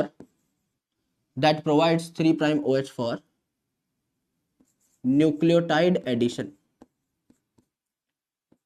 कि उस पे और न्यूक्लियोटाइड आकर के ऐड हो पाए। इनिशियल 3 प्राइम OH कहां से मिलता है, आरएनए प्राइमर से मिलता है। तो आरएनए प्राइमेज नाम का एंजाइम यहां पर आपका लग जाता है, आरएनए प्राइमेज नाम का एंजाइम यहां पर लग जाता है, ठीक है? ये क्या है आपका, पॉलीमरेज है। ये क्या है आपका, पॉलीमरेज है। कौन सा पॉलीमरेज है, डीएनए पॉलीमरेज है, डीएनए पॉलीमरेज है। एक बार 3 प्राइम OH का जुगाड़ हो जाए उसके बाद डीएनए पॉलीमरेज आकर के डीएनए बनाना स्टार्ट कर देता है। तो यहां पर क्या हुआ, यहां पर आपका ये जो पूरा का पूरा स्ट्रैंड था ये एक ही बार में तैयार हो जाता है। 5 प्राइम टू 3 प्राइम पूरा का पूरा स्ट्रैंड जो है एक ही बार में तैयार हो जाता है। तो इसको हम लोग क्या कहते हैं, कंटिन्यूअस स्ट्रैंड कहते हैं। इसको हम क्या कहते हैं, कंटिन्यूअस स्ट्रैंड कहते हैं, कि डीएनए पॉलीमरेज ने एक बार में ही सारा का सारा काम कर दिया है। तो it is called as continuous strand या लीडिंग स्ट्रैंड,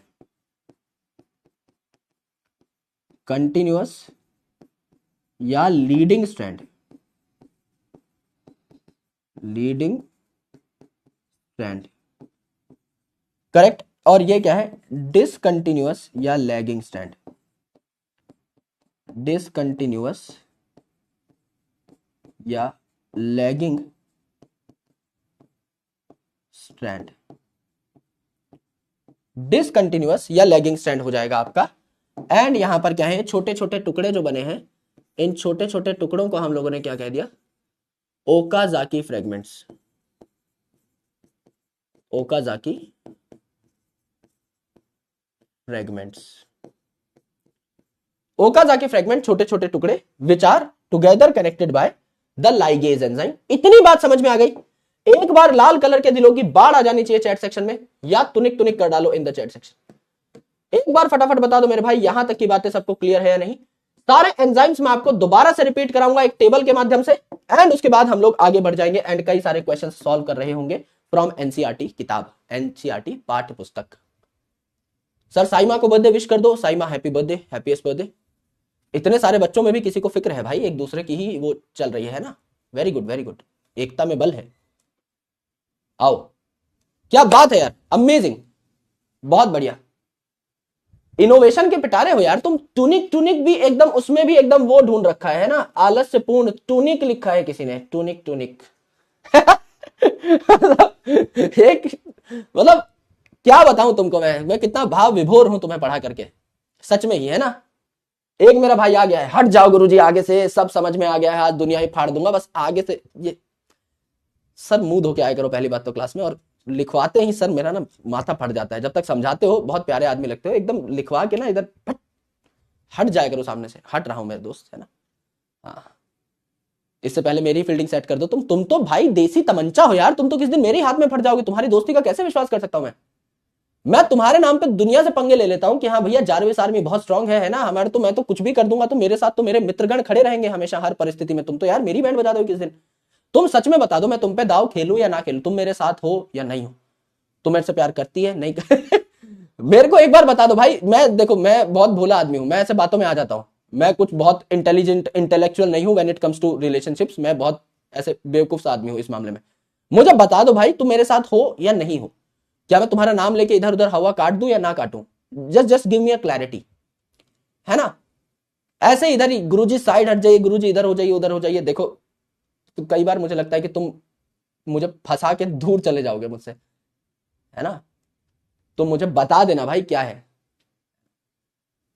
अधिकतर लोग हाँ कह रहे हैं, कुछ लोग ना भी कह रहे हैं। इसीलिए मतलब कलयुग इसी को बोला गया है ना, कि देखो एक आदमी इतने प्यार से पूछ रहा है, फिर भी जो है कई लोग अभी भी ना बोल रहे हैं। अधिकतर लोगों का हाँ है, तो आई अप्रिशिएट दैट। पर कुछ लोग जो ना वाले हैं, तो देखो भाई भगवान सब देख तो रही है। ये सब मैं नहीं करूंगा, बदला लेना, है ना, तुमको कुछ कह देना ना। भगवान करेगा तुम्हारे साथ इंसाफ। तो तुम अपना खुद देख लो भाई, है ना। अरे यार थैंक यू यार, thank you thank you thank you. आ जाओ आ जाओ, बहुत बढ़िया, वेरी गुड। आइए अब इन्हीं सारी एंजाइम्स की तारीफ हम लोग यहां भी कर लेते हैं। सबसे पहले हेलिकेज। हेलिकेज क्या करता है? It is also called as unwindase. It is also called unwindase. ये क्या करता है? It breaks hydrogen bonds. It breaks hydrogen bonds and convert double stranded DNA into single strands। Double stranded DNA को single strands में convert करने का काम कौन करता है? आपका मिस्टर हेलिकेज करता है। दूसरा है mister SSB protein, single stranded binding protein. तो ये क्या करता है? It do not let single strands of DNA to rebind। ये दोबारा से इन सिंगल स्ट्रैंड्स को रिबाइंड होकर डबल स्ट्रैंडेड नहीं बनने देता। दूसरा, it protects single stranded DNA from nucleus attack. लिख चुके हैं पर फिर लिख लेते हैं। It protects single stranded DNA from nucleus attack.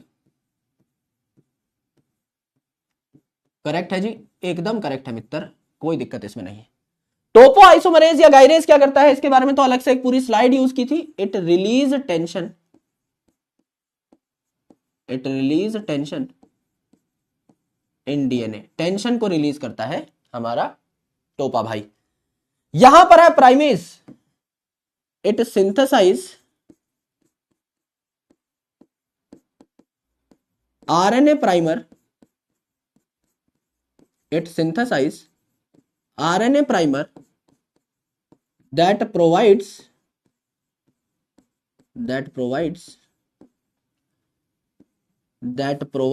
3' OH for addition of more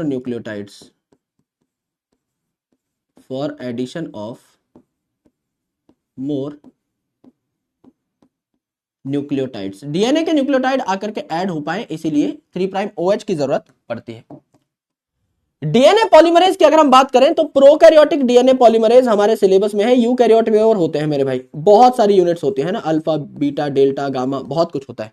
prokaryotes में 3 डीएनए पॉलीमरेज होते हैं। पॉलीमरेज मेन वाला जो है ये है 3, उसके बाद है आपका 1, उसके बाद है आपका 2। क्या हुआ गुरुजी? डीएनए पॉलीमरेज 3 जो है it is the main enzyme for replication, main polymerase है जो मेन काम करेगा। न्यूक्लियोटाइड के बाद न्यूक्लियोटाइड ऐड कराएगा। मेन पॉलीमरेज जो हम बोलते हैं DNA dependent DNA polymerase, that is polymerase 3। Polymerase 1 क्या है? Proof reading enzyme. कोई गलती हो गई, हमको राणा जी माफ करना, गलती म्हारे से हो गई, तो वो जो गलती हो गई, मालिक जरा सी गलती हो गई, वो प्रूफ रीडिंग एंजाइम पहचान लेगा एंड करेक्ट कर देगा। एंड ये 2 कब काम आएगा? व्हेन पॉलीमरेज 1 इज इनएक्टिव या इनएफिशिएंट। जब पॉलीमरेज 1 ठीक से काम ना कर पाए तो एक बदले में बैकअप रखना चाहिए काम धंधा करने के लिए, दैट इज पॉलीमरेज 1। एक्सोन्यूक्लियस जो है इसको प्यार से क्या कहा? इसको प्यार से कहा आरएनएज एच। बताओ ये क्या करेगा? गुरुजी नाम में घुस जाए अगर हम, आरएनएज एच, आरएनएज जो आरएनए को काटे तो ये क्या करता है? It removes RNA primer. Exonuclease क्या करता है? It removes RNA primer. DNA के बीच में आरएनए अच्छा थोड़ी लगेगा, तो आरएनए प्राइमर जो है सिर्फ प्रोसेस को स्टार्ट कराने आता है बार बार। इन आरएनए प्राइमर्स को हटा के कौन? आरएनएज जो है बाहर फेंक देगा। और लाइगेज क्या करता है? It makes phosphodiester bond. It makes phosphodiester bond, phosphodiester bond, therefore connects or joins Okazaki fragment, joins Okazaki fragments। Okazaki fragments को कनेक्ट करने का काम किसका है लाडले मित्र?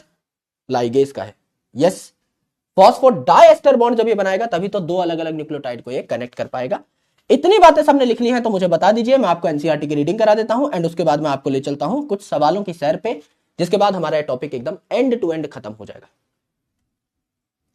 यहां तक की बातें सारे भाइयों बहनों को समझ में आ चुकी हैं? एक बार तुनिक तुनिक कर डालो इन द चैट सेक्शन, है ना? यस, बहुत शानदार। सर जी सुनो, सुनाओ मेरे भाई, सुनाओ क्या कहना चाहते हो, क्या सुनाना चाहते हो, सुना दो ना।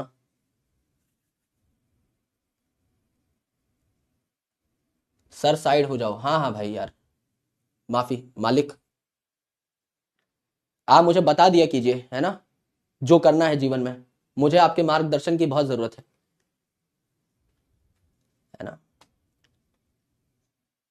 तो मुझे गाइड करते रहा करो बीच बीच में कि मुझे कैसे पढ़ाना है और क्या कैसा मेरा शिष्टाचार, मेरा व्यवहार कैसा होना चाहिए कक्षा में। ये मुझे आपसे अगर रणनीति मिलती रहेगी तो मैं, मेरा जीवन सफल हो जाएगा। मालिक मुझे प्लीज बता दीजिएगा, है ना?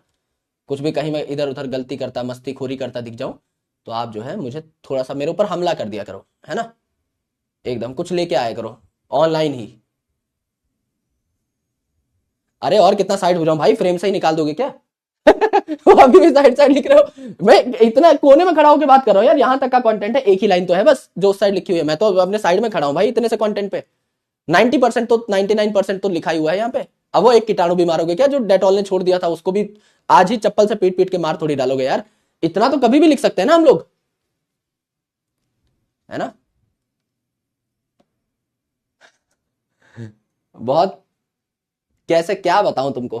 ठीक है, आओ DNA dependent DNA polymerase main enzyme होता है फॉर डीएनए रेप्लिकेशन। इसके अलावा और भी एडिशनल एंजाइम्स होते हैं जिनकी हमें रिक्वायरमेंट होती है to complete the process, accuracy से इस प्रोसेस को कंप्लीट करने के लिए।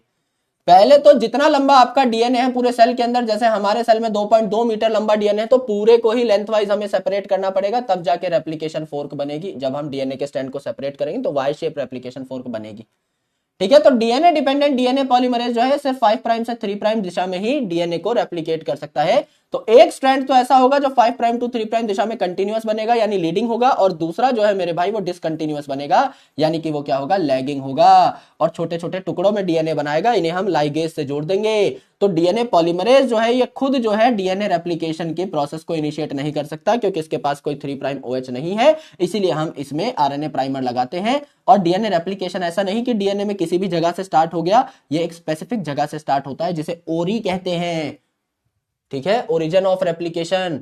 तो यहां पर ये जो वेक्टर वाली बात है ये आपको और आगे पढ़ाई जाएगी, है ना, कि कई बार क्या होता है कि कई बार वेक्टर जो है ये भी ओरिजिन ऑफ रेप्लिकेशन लेकर बैठे होते हैं। जैसे बायोटेक जब आप पढ़ोगे तो आपको पता लगेगा कि कई सारे प्लाज्मिड्स होते हैं। जैसे हम लोग जब पढ़ रहे थे cell the unit of life, तो हमने बताया था जो प्लाज्मिड है, जो बैक्टीरिया में मेन डीएनए के अलावा, न्यूक्लियोइड के अलावा जो प्लाज्मिड है ये खुद रेप्लिकेट कर सकते हैं। कैसे रेप्लिकेट कर सकते हैं? क्योंकि प्लाज्मिड में भी खुद का ORI होता है। तो जब आप एक प्लाज्मिड वेक्टर के बारे में पढ़ेंगे, जब आप PBR 322 का स्ट्रक्चर पढ़ेंगे बायोटेक्नोलॉजी में, तो आपको पता लगेगा कि उसमें भी ओरिजिन ऑफ रेप्लिकेशन है जहां से ये प्रोसेस स्टार्ट होता है। यस, इसीलिए वो इंडिपेंडेंटली रेप्लिकेट कर पा रहा था। तो प्लाज्मिड में भी सेम आपका ये काम हो जाता है। लिखना चाहो तो लिख सकते हो, अदरवाइज आपको आगे समझा दिया जाएगा। एस फेज में डीएनए रेप्लिकेशन होता है। और मेरे भाई अगर कई बार सेल डीएनए जो है वो रेप्लिकेट कर गया लेकिन सेल डिवीजन नहीं हुई तो पॉलीप्लॉइडी भी आ सकती है। अब ये देखो 5 प्राइम टू 3 प्राइम इस दिशा में ही डीएनए खुल रहा है, इस दिशा में ये स्ट्रैंड बनता जाएगा तो स्ट्रेट बनेगा। पहले डीएनए इतना खुला तो ये टुकड़े में बना, फिर इतना खुला तो इतने में बना, इतना खुला इतने में बना, इतना खुला इतना बनेगा, इतना खुला इतना बनेगा, इतना खुला इतने में बनेगा। ये कंटिन्यूअस बना, ये टुकड़ों में बना। तो this is continuous, this is non continuous, this is leading, this is lagging. इसी को हम लोगों ने समझ लिया था बढ़िया तरीके से। अब खुद बताओ मेरे भाई, खुद बताओ एक बार आराम से, एनसीईआरटी में क्या कुछ भी दे रखा है? आरएनए प्राइमर का नाम भी नहीं है, टोपोआइसोमरेज का नाम भी नहीं है, हेलिकेज तक का भी नाम भी नहीं है, एसएसबी का भी नाम नहीं है, कुछ है ही नहीं एनसीईआरटी में। यहां से रेप्लिकेशन पढ़ के जाओगे तो भाई तुम्हारा खेल समाप्त होना एकदम निश्चित है। कर ही नहीं पाओगे कोई सवाल, गारंटी से ये बात मैं कह सकता हूं, क्योंकि कोई कंटेंट दिया ही नहीं है। And same in the case of translation. Genetic code ठीक दे रखा है एनसीईआरटी में, ट्रांसक्रिप्शन ठीक दे रखा है, ट्रांसलेशन अच्छा नहीं दे रखा। सिमिलरली डीएनए फिंगरप्रिंटिंग अच्छा नहीं दे रखा। तो कई चीजें ऐसी हैं जो एनसीईआरटी में अच्छी नहीं है, जो आपको अलग से पढ़नी होती है। पेडिग्री जो है, पेडिग्री सिर्फ बता रखा है कि हाँ भाई किस सिंबल का क्या मतलब है, पेडिग्री भी समझा नहीं रखा, सॉल्व करना नहीं सिखा रखा एनसीईआरटी में। तो थोड़ा सा आपको खुद से वहां पे लगाना पड़ता है इनपुट, तो वो हम लोग लगाएंगे, है ना। आ जाओ मेरे दोस्त, सबसे पहले पहला सवाल सॉल्व कर दो ना, कर देते हैं। 45 सेकंड का टाइम ले लीजिए, पहले सवाल में पोल जाने में भी थोड़ा सा वक्त लगता है। कविराज इस सवाल में ये पूछते हैं कि discontinuous synthesis of DNA occur in one strand because, एक स्ट्रैंड कंटिन्यूअस है दूसरा डिसकंटिन्यूअस है, क्यों? DNA molecule being synthesized is very long, तो वो तो पहला स्ट्रैंड भी लॉन्ग है दूसरा भी लॉन्ग है, तो दोनों डिसकंटिन्यूअस होने चाहिए थे। DNA dependent DNA polymerase catalyses polymerisation only in one direction 5 prime to 3 prime, एकदम सही बात है। एक में 5 प्राइम टू 3 प्राइम एकदम सीधा सीधा है हेलिकेज के पीछे पीछे, और दूसरा में टुकड़ों में आ रहा है। It is more efficient process, DNA ligase has to have a role, जबरदस्ती के ऑप्शन बनाए हुए हैं। मिस्टर बी जो है, मिस्टर भूरा, एकदम सही है कि डीएनए रेप्लिकेशन के लिए जो आपका पॉलीमरेज है 5 प्राइम टू 3 प्राइम दिशा में रेप्लिकेशन करता है। तो एक स्ट्रैंड में 5 प्राइम टू 3 प्राइम डायरेक्शन में ही आपका हेलिकेज भाग रहा है, उसके पीछे पीछे पॉलीमरेज भागा तो कंटिन्यूअस, और दूसरे में जितना डीएनए खुल रहा है उतना ही टुकड़ों में टिक टिक टिक टिक करके टुकड़ों में डीएनए बन रहा है। उत्तर मिस्टर बी हो जाता है। स्टॉप पोल करके देख लेते हैं उत्तर। मेरे भाई कमाल कर दिता सी, 93% लोगों ने सही बता दिया है। अगला सवाल आपके स्क्रीन पे ये रहा, in deoxyribonucleoside triphosphate how many high energy phosphate कितने थे, फॉस्फो एनहाइड्राइड बॉन्ड कितने थे, ये पूछेला है कि मेरे भाई डीएनटीपी जो आपके पास थे, न्यूक्लियोसाइड ट्राइफॉस्फेट जो थे, इनमें से एंड के 2 फॉस्फेट तोड़ के तो मैं एनर्जी निकाल रहा था, और तीसरा phosphate nucleotide as a substrate काम कर रहा था। आगे जाके किसी के 3 प्राइम OH पे जुड़ने के लिए आपको फॉस्फेट भी तो चाहिए, तो फॉस्फेट आपको चाहिए था, इसीलिए वो भी काम आ गया। तो उत्तर क्या हो गया, मिस्टर 2 हो गया। हाई एनर्जी फॉस्फेट कितने हो गए आपके, मिस्टर 2 हो गए। Again Bhura ji becomes the right answer, mister B becomes the right answer. Very easy सवाल। यस, इसको भी हम लोग देख लेते हैं। लगभग 80% लोगों ने 3 कैसे हो गए भाई? सारे हाई एनर्जी हैं। वाह, सारे हाई एनर्जी कैसे हो सकते हैं? जो एंड वाला फॉस्फो एस्टर बॉन्ड है, अगर वो भी आपने तोड़ दिया, मैंने बताया था उस बॉन्ड को तोड़ने से एनर्जी उतनी मिलेगी नहीं जितनी आप खर्च कर दोगे उस बॉन्ड को तोड़ने के लिए। गोलमाल पिक्चर देखी है ना, उसमें संदूक निकलती है तो सब लोग एकदम पेंटिंग वेंटिंग फाड़ के चाकू से चीर के घुसते हैं भाई उस कमरे में और संदूक उठा के लाते हैं। संदूक में निकलती है बचपन का ज्योमेट्री बॉक्स, है ना, और निकलती है इधर उधर चलने वाली रिमोट कंट्रोल गाड़ी। रिमोट कंट्रोल भी नहीं थी, वो तो ऐसे ही एकदम घसड्डी सी गाड़ी थी। तो मेरे दोस्त, जितना टाइम उन्होंने संदूक को ढूंढने में, उसको तोड़ने ताड़ने में जितना टाइम लगाया, अंदर से उतना कुछ मसाला मिला थोड़ी। सिमिलरली अगर यहां पर आप बहुत मेहनत करके इस फॉस्फोएस्टर बॉन्ड को तोड़ भी लो, इस फॉस्फोएस्टर बॉन्ड में उतनी एनर्जी नहीं।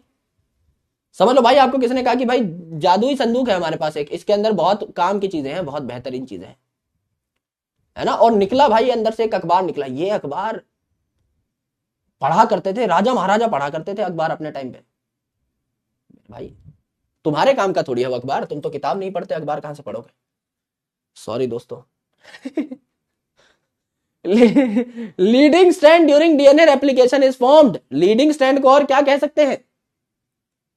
Leading strand during replication is formed. Leading strand को कंटिन्यूअस स्ट्रैंड भी तो कह दिया था मेरे भाई। Yes. After lagging strand, lagging strand से भी घिसड्डी होता तो मेरे भाई लीडिंग क्यों बोलते इसको? इन शॉर्ट सेगमेंट लैगिंग बनाता शॉर्ट सेगमेंट में। अहेड ऑफ रेप्लिकेशन, रेप्लिकेशन से पहले ही बन के बैठ गया है, रेप्लिकेशन कोई चकमा दे दिया है। इधर मेरे भाई रेप्लिकेशन शुरू हुई नहीं और लीडिंग स्ट्रैंड, क्या हाल चाल, तो पहले बन के तैयार है, इतना भी एडवांस नहीं है। दोनों स्ट्रैंड में से पहले ये बनेगा। ऐसा थोड़ी है कि रेप्लिकेशन शुरू होने इस बार भाई पॉलीमरेज को ही चकमा दे दूंगा, बिना उसके यूज के ही बन जाऊंगा, इतना भी महान नहीं है। जो चाहिए वो तो चाहिए ही ना इस प्रोसेस में। मिस्टर अपना Bachchan becomes the right answer. 94%, अब अच्छा किया, वेरी गुड वेरी गुड। आइए मेरे भाई, अब ये सवाल तो बहुत फुस सवाल है, जल्दी जल्दी कर दो मेरे भाई, इसमें तो 10 सेकंड का टाइम भी नहीं दूंगा मैं। During DNA replication which enzyme is responsible for the unwinding? नाम ही है अनवाइंडिंग, डीएनए के दोनों स्ट्रैंड्स को अनवाइंड करने वाला, दोनों हेलिक्स को खोलने वाला। मिस्टर हेलिकेज या मिस्टर अनवाइंडेज, मिस्टर हेलिकेज या मिस्टर अनवाइंडेज। पॉलीमरेज का काम है न्यूक्लियोटाइड पे न्यूक्लियोटाइड ऐड करना, लाइगेज का काम है दो न्यूक्लियोटाइड को जोड़ना, फॉस्फोडाइस्टर बॉन्ड बनाना, और मेरे भाई आरएनए पॉलीमरेज का काम है आरएनए बनाना है, कल पढ़ेंगे ट्रांसक्रिप्शन में, आज इसका कोई काम नहीं है। उत्तर हो जाता है मिस्टर सी, मिस्टर चूरा बच्चन। ये हम लोग देख लेते हैं। 94%, कमाल कर दिया यार, कमाल ही कर दिया। आ जाओ, अगला सवाल थोड़ा बड़ा लग रहा है, देख लेते हैं। 45 सेकंड का टाइम दे देते हैं, बीच में स्टॉप पोल कर देंगे अगर हम लोगों को लगा कि आसान सवाल है। Given below are two statement, दो बातें कही हैं नीट 2022 में। स्टेटमेंट 1 में कवि कहते हैं DNA polymerase catalyse polymerisation only in one direction 5 prime to 3 prime. एकदम सत्य वचन है, सही बात है, 5 प्राइम टू 3 प्राइम में ही रेप्लिकेशन होती है। During replication of DNA on one strand the replication is continuous while on the other it is discontinuous। दोनों बातें करेक्ट है, तो both statement 1 and 2 are correct. Mister Bhura सही उत्तर हो जाएगा। यहां पर आने के बाद मैं टाइम को रोक दूंगा, है ना, इतना ही ठीक है टाइम। बहुत मतलब ठीक सवाल था पर बहुत भयंकर सवाल नहीं, पीवाईक्यू है इसीलिए हम लोग कर रहे हैं, राइट। आइए, उत्तर हो गया हमारा मिस्टर बी। लगभग 90% लोगों ने सॉल्व कर दिया है, बहुत अच्छी बात है। यह सवाल देखिए, यह सवाल देखिए, सवाल संख्या 8। 30 सेकंड का टाइम मैं दे रहा हूं, छोटा ही लग रहा है। Okazaki fragments are joined by, अरे तो बहुत आसान है भाई, 10 सेकंड का टाइम दूंगा, इससे ज्यादा नहीं। ओकाजाकी फ्रेगमेंट यानी डीएनए के छोटे छोटे टुकड़ों को जोड़ने का काम किसका है? जो डीएनए लाइगेज है, इसे पता है क्या कहते हैं? Molecular glue. बायोटेक्नोलॉजी पता नहीं पढ़ी है नहीं आपने, अभी पढ़ोगे तो पता लग जाएगा 12th में। इसे मॉलिक्यूलर ग्लू कहते हैं। और जो एंडोन्यूक्लियस है, डीएनए काटने वाला एंजाइम, इसे मॉलिक्यूलर सिजर कहते हैं। मॉलिक्यूलर कैंची, काटने वाली कैंची, जोड़ने वाला गम या ग्लू। तो ligase is gum, nucleus is कैंची। यस, तो it is called as molecular glue, क्योंकि मेरे दोस्त, मेरे भाई, मॉलिक्यूलर ग्लू इसे किस लिए कहा गया? क्योंकि ये फॉस्फोडाइएस्टर बॉन्ड बनाता है, तो ओकाजाकी फ्रेगमेंट को जोड़ने का काम ये कर रहा होता है। ठीक है जी, एकदम करेक्ट है। 93% अगेन। अगला सवाल देखिए, सवाल 9। Select the correct statement from the following. सत्य वचन का पता लगाना है, लगा लो ना। DNA dependent DNA polymerase uses both strand as DNA template. दोनों ही जो डीएनए के स्ट्रैंड है वो टेम्पलेट का काम करेंगे, करेक्ट है। Replication of DNA can start from any site. B तो पक्का गलत है, बी तो पक्का गलत है, बी तो गलत है, बी तो गलत है, उत्तर आ गया। और देख लेते हैं, रेप्लीकेशन एस फेज में होगी, करेक्ट है। Replication is semi conservative model of DNA replication. Prokaryote में प्रूव किया था मेसेल्सन एंड स्टाल ने, यूकैरियोट में प्रूव किया था टेलर एट आल ने। सारी बातें करेक्ट है, सिर्फ बी जो है ये इतनी गलत थी कि इस एक को ही ब्लंडर मान करके हमने हर जगह पे अप्लाई कर दिया, दिमाग से क्वेश्चन सॉल्व कर लिया, ठीक है, कॉन्फिडेंस आ गया। उत्तर आ जाता है मिस्टर ए, इसको हम लोग मार्क कर डालते हैं, उत्तर आ गया मिस्टर ए। लगभग 90% लोगों ने सही कर दिया है, बहुत अच्छी बात है। आइए प्रश्न संख्या 6 देख लीजिए, 45 सेकंड का टाइम ले लीजिए, जरूरत पड़ेगी तो पोल जल्दी बंद कर देंगे। Choose the sequence in which following enzymes are used in DNA replication. Sequence बताइए। सबसे पहले डीएनए के दोनों स्ट्रैंड्स को अलग करोगे, हेलिकेज आएगा, 1 सबसे पहले आएगा, सब में 1 पे है। अब उसके जस्ट बाद आएंगे एसएसबी की कहीं ये स्ट्रैंड दोबारा बाइंड ना हो जाए, तो 1 के बाद 3 आएगा, 1 के बाद 3 आएगा, ठीक है। उसके बाद प्राइमर आएगा, क्योंकि पॉलीमरेज खुद से डीएनए का सिंथेसिस स्टार्ट नहीं कर सकता, तो बाद में प्राइमर आएगा, तो 1 3 2। फिर पॉलीमरेज आके डीएनए बनाएगा, फिर छोटे छोटे जो लैगिंग स्ट्रैंड पे टुकड़े बने होंगे उनको लाइगेज जोड़ देगा, तो 1 3 2 4 5, 1 3 2 4 5 पहले ही आ गया था, एकदम करेक्ट बात है। उत्तर क्या आ जाता है मिस्टर सी आ जाता है। यस, उत्तर क्या आएगा मेरे भाई मेरे दोस्त, उत्तर आ जाएगा मिस्टर सी, मिस्टर चूरा Bachchan becomes the right answer. लगभग 90% लोगों ने सही सॉल्व कर दिया है। अगला सवाल देखिए, ब्लंडर करोगे इसमें, पहले बता रहा हूं। Bacterial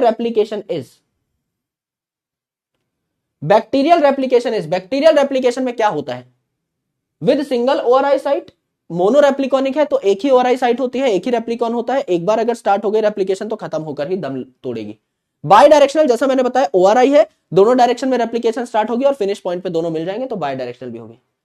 many ORI site and by directional, ये काम होता है आपका यूकैरियोट में, तो उत्तर हो जाता है बोथ ए एंड बी, क्योंकि प्रोकैरियोट के लिए सवाल पूछा गया था। उत्तर हो जाता है डॉक्टर बच्चन।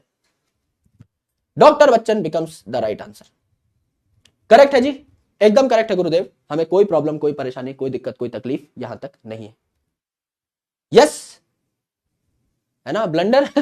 देखते हैं कितने लोगों ने किया है। I'm एक्सपेक्टिंग 85% तो सही कर देंगे, 82% लोगों ने सही किया, बट दैट्स फाइन, इतना चलता है ना, थोड़ा बहुत पढ़ोगे आगे समझ में आ जाएगा। आइए भैया लीडर बोर्ड देख लेते हैं।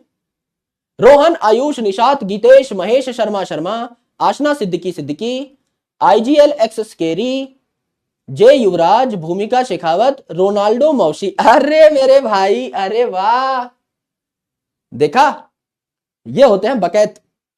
रोनाल्डो मौसी नाम रखा, ऊपर से टॉप कर दिया। कुछ भी करके भाई ने आज पूरी मेहनत करके लीडर बोर्ड में आने के लिए पूरी जान झोंक दी थी अपनी, तो रोनाल्डो मौसी आज टॉप 10 में आए हैं, भाई को बहुत बहुत बधाई। और ये क्या चक्कर है भाई, आशना सिद्दीकी, महेश शर्मा है, एक से काम चल नहीं रहा है क्या दोस्त? 2 बार क्यों लगा रहे हो? समझ गया भाई, महेश शर्मा समझ गया, शर्मा हो, सिद्दीकी साहब समझ गए, सिद्दीकी हो, तो 2 बार क्यों लगाया है? इतना जोर से बताना है क्या एकदम कि हाँ देखो टाइटल मिला है हमको? अच्छी बात है दोस्त, वेरी वेल डन। मजाक अलग जगह पर आज आपने अच्छा परफॉर्म किया है, 1-2 सवालों को छोड़ के, सो इट्स वेरी गुड। थोड़ी बातें कर लेते हैं। फलकनाज जी का पूछना है, व्हाट इज ओकाजाकी फ्रेगमेंट? जब लैगिंग स्ट्रैंड बनता है तो छोटे छोटे टुकड़ों में आपका डीएनए तैयार हो रहा होता है। जैसे मैं अपने जैकी चैन का सहारा ले लेता हूं दोबारा से ये बात आपको बताने के लिए। देखिए, अगर डीएनए खुल रहा है, अगर डीएनए यहां तक खुला, तो इतना डीएनए बनेगा 5 प्राइम टू 3 प्राइम। समझ लीजिए ये जो आपका डीएनए है, ये है आपका 5 प्राइम टू 3 प्राइम, लंबा वाला स्ट्रैंड 5 प्राइम टू 3 प्राइम। तो यहां कॉम्प्लीमेंट्री स्ट्रैंड बनेगा 5 प्राइम टू 3 प्राइम, इतना ही बन पाएगा क्योंकि इतना ही डीएनए खुला है। फिर और खुलेगा तो इतना ही बन पाएगा, और खुलेगा तो इतना ही बन पाएगा, और खुलेगा तो इतना ही बन पाएगा, और खुलेगा तो इतना ही बन पाएगा। तो 5 छोटे छोटे टुकड़े बने, इन 5 छोटे छोटे टुकड़ों को जोड़ के फिर मैं कंप्लीट स्ट्रैंड बनाता हूं। ये छोटे छोटे टुकड़े कहलाते हैं ओकाजाकी फ्रेगमेंट। ठीक है जी, बहुत बढ़िया। सर एक बार DNA dependent primase and RNA primase का वर्क बता दो। देखो डीएनए डिपेंडेंट, डीएनए पॉलीमरेज था वो, पॉलीमरेज मतलब समझ लीजिए मेरे भाई, ये अपना डीएनए का स्ट्रैंड है, ठीक है। यहां ए है, ए के सामने टी लगेगा, टी के सामने ए लगेगा, सी के सामने जी, जी के सामने सी, ए के सामने टी, टी के सामने ए। तो ये कौन लगा रहा है? ये न्यूक्लियोटाइड ला करके लगाने का काम किसका है? पॉलीमराइज, डीएनए को पॉलीमराइज करने का काम किसका है? यानी डीएनए का पॉलीमर बनाने का काम किसका है? डीएनए तैयार करने का काम किसका है?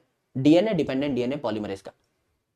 लेकिन जब हम पहला न्यूक्लियोटाइड लगाएंगे तो हमारे पास तो 3 प्राइम OH होना चाहिए। OH तो हमारे पास है नहीं, तो पहले आरएनए प्राइमर आता है। आरएनए प्राइमर भी 5 प्राइम टू 3 प्राइम लगा होगा, किसी ने प्राइमर ने बना के लगाया होगा, तो उसका जो 3 प्राइम OH है वो हम यूज कर लेते हैं टू सिंथेसाइज डीएनए। तो प्राइमेज का काम है आरएनए का छोटा सा टुकड़ा बनाना जिससे हमें OH मिल सके, और उस OH के ऊपर हम सारे के सारे डीएनए के आपके न्यूक्लियोटाइड्स लगाते रहते हैं। बाद में इस आरएनए प्राइमर को हम लोग आरएनएज H या एक्सोन्यूक्लियस नाम के एंजाइम से हटा देते हैं यूज करके। ठीक है, देखो यूकैरियोट्स में भी क्या होता है, आपका बाय डायरेक्शनल इनकेस देखो तो एक स्ट्रैंड 5 प्राइम टू 3 प्राइम इस दिशा में, एक प्राइम 5 प्राइम टू 3 प्राइम इस दिशा में, राइट। तो कॉम्प्लीमेंट्री बनते हैं ना, तो दिशा अलग अलग होती है। यस, ब्लंडर ओपी क्या होता है पायल जी? जब आप कोई बहुत बड़ी गलती कर दे जो कि नहीं होनी चाहिए थी, तो हम उसे सिली मिस्टेक ना बोल करके ब्लंडर बोलते हैं, जिससे वो गलती आपके दिल पे लग जाए। What is the function of DNA polymerase? DNA polymerase एक बहुत शानदार हलवाई है मेरे भाई, और बहुत कमाल की जलेबी बनाता है। तो जब भी आप दिल्ली में हौज खास इलाके में जाएं तो डीएनए पॉलीमरेज की जलेबियां जरूर खाएं। बहुत प्यारा, मतलब मेरा फेवरेट हलवाई है डीएनए पॉलीमरेज। जब भी मैं जाता हूं रबड़ी जलेबी डीएनए पॉलीमरेज की दुकान से उठाकर खाता हूं। पूरा मामला निपट चुका है मेरे भाई। और तुम पूछते हो सर डीएनए की फुल फॉर्म बता देते तो तुनिक तुनिक हो जाती आज के दिन की, तो आज तो मेरा दिन ही बन जाता। अरे मेरे भाई नाम में घुसो ना, नाम में घुसने की कला सिखाई थी। डीएनए पॉलीमरेज एज, ऐसा एंजाइम जो डीएनए को पॉलीमराइज करे, जो डीएनए का पॉलीमर तैयार करे। डीएनए बनाने वाला एंजाइम डीएनए पॉलीमरेज। और क्या बनाएगा? च्यवनप्राश थोड़ी बनाएगा तुम्हारे लिए सर्दी में, है ना। सर आरएनए में तो यूरेसिल होता है, तो जब आरएनए का टुकड़ा आता है तब उस टुकड़े में यूरेसिल नहीं होता, होता है, पर यूरेसिल का हमको करना क्या है? हमको तो 3 प्राइम OH चाहिए ना मेरे भाई। समझ लो मैंने तुमसे कुछ मंगाया और तुमने कहा कि सर मैं नहीं आ पाऊंगा, मैं बहुत बिजी हूं इधर उधर फालतू डाउट पूछने में, तो मैं अपना एक दोस्त भेज रहा हूं सर आपके पास ना, आपका पार्सल लेकर के। उसने लाल टोपी पहनी होगी। मैंने कहा ठीक है भाई, आपकी सोसाइटी के नीचे आपको आकर मिल जाएगा। अब मुझे सिर्फ उस लाल टोपी को ढूंढना है। मुझे नहीं पता कि वो 7 फीट के आदमी ने पहनी है, 5 फीट के आदमी ने पहनी है, 3 फीट के आदमी ने पहनी है, आदमी ने पहनी है, औरत ने पहनी है, बच्चे ने पहनी है। तुमने मुझे बताया कि मेरा सामान, मेरा जो बॉक्स है वो एक लाल टोपी वाले आदमी के पास है। मुझे अब लाल टोपी चाहिए और कुछ नहीं। ठीक है, मुझे उस टोपी के अंदर क्या है, नीचे क्या है, मुझे नहीं पता, मुझे जानना भी नहीं है। वो मेरे को मेरा बॉक्स दे दे, मेरा काम हो जाएगा। सिमिलरली अब मुझे आरएनए से मतलब ही नहीं है, मुझे तो उसका लास्ट 3 प्राइम OH चाहिए, जिस OH पे हमला करके मैं न्यूक्लियोटाइड ऐड कर सकूं। मुझे सिर्फ OH चाहिए, किसी का मिल जाए, किसी क्वालिटी का हो, मुझे मतलब नहीं है, क्योंकि जो भी आरएनए है उसको तो मैं निकाल के फेंक ही दूंगा एंड में। मुझे तो बस पहला न्यूक्लियोटाइड ऐड करने के लिए OH चाहिए था, तो उस OH को मेरा प्रणाम है। अब उसमें चाहे यूरेसिल हो चाहे यूरेसिल ना हो, कुछ भी हो सकता है, दैट्स कंप्लीटली फाइन। ठीक है सर, डीएनए कॉइल्ड स्ट्रक्चर में ही खुलता है। डीएनए ऐसे कॉइल्ड होता है, फिर अनकॉइल होता है, फिर इस डीएनए के चिथड़े उड़ाने हम लोग शुरू कर देते हैं, तो ऐसे खुलता है जैसा एनिमेशन में दिखाया था। बब बब आ आ आ आ आ, अरे बाप रे, बा आ बा आ, नौका आ, अरे बब बब, अरे कैसे पगला गए हो भाई? इसमें कौन जवाब देता है? वो उसमें दिया करो ना, पोल में। 2213 एक दिन अलग ही कॉपी किताब लेके बैठना पड़ेगा, पहले तो तुम्हें समझ लूं मैं, है ना। तुम मेरे दोस्त नहीं हो, तुम बैच में जो मैं तुम्हें दोस्त भाई कहता हूं, तुम खुद में कंसेप्ट हो एक। तुम्हें समझने के लिए मुझे इजी भाषा में तुम समझ में आ जाओ, यही मेरे जीवन का एक गोल है मेरे भाई। तुम ही नहीं मेरे पल्ले पड़ रहे हो। कैसे डेली अलग अलग कैसे कोई तीर फेंक सकता है जो समझ से ही बाहर है एकदम, है ना। देखो 2213 आंसर, बी इज आंस। वाह, बीबी में भी कविता झाड़ी है भाई ने। मित्रा जी कहते हैं 2 डॉट डॉट डॉट, एक डंडा अलग खड़ा किया है टेढ़ा, वो भी है ना, लठ गाड़ दिए भाई ने धूल में, बहुत शानदार। PWA यान्स, BBAC क्लियर सर्ची, दांत निकाल के हंसे भी है इमोजी। डीएनए किंग है, बहुत बढ़िया। ये तो एकेडमिक डाउट है, ये हमने फिल्टर बनाया था कि ऐसे इसको ऐसे कर दूंगा ना मैं, तो फालतू डाउट आएंगे। अब अच्छे डाउट है ये। समझ रहे हो, मतलब तुम लेवल देख रहे हो अपना कि अच्छे डाउट है ये। BBAC 1123 बीबी में भी अच्छे डाउट की श्रेणी में आते हैं। बहुत खतरनाक हो यार तुम तो। गलती से अगर मैंने इसको इधर कर दिया तो क्या क्या निकल आएगा देखो। श्रद्धा मैम का क्या हुआ सर? क्रिश का गाना सुना दीजिए sir. Love you I am loyal. वाह वाह वाह वाह वाह। विपिन सर का चरण स्पर्श, श्रद्धा जी को प्रणाम। गुरुजी मेरा 2 बार रिलेशनशिप शुरू होने से पहले ही समाप्त हो गया, दिल जुड़ने से पहले ही सब टूट गया। अब मैंने एम्स को अपना लक्ष्य बनाया है और नीट के लिए पूरी मेहनत कर रहा हूं।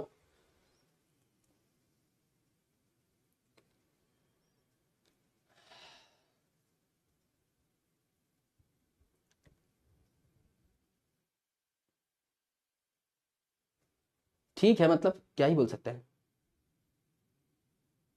तुम मुझे किसी दिन मेरी फील्डिंग सेट करवाओगे और कुछ नहीं, है ना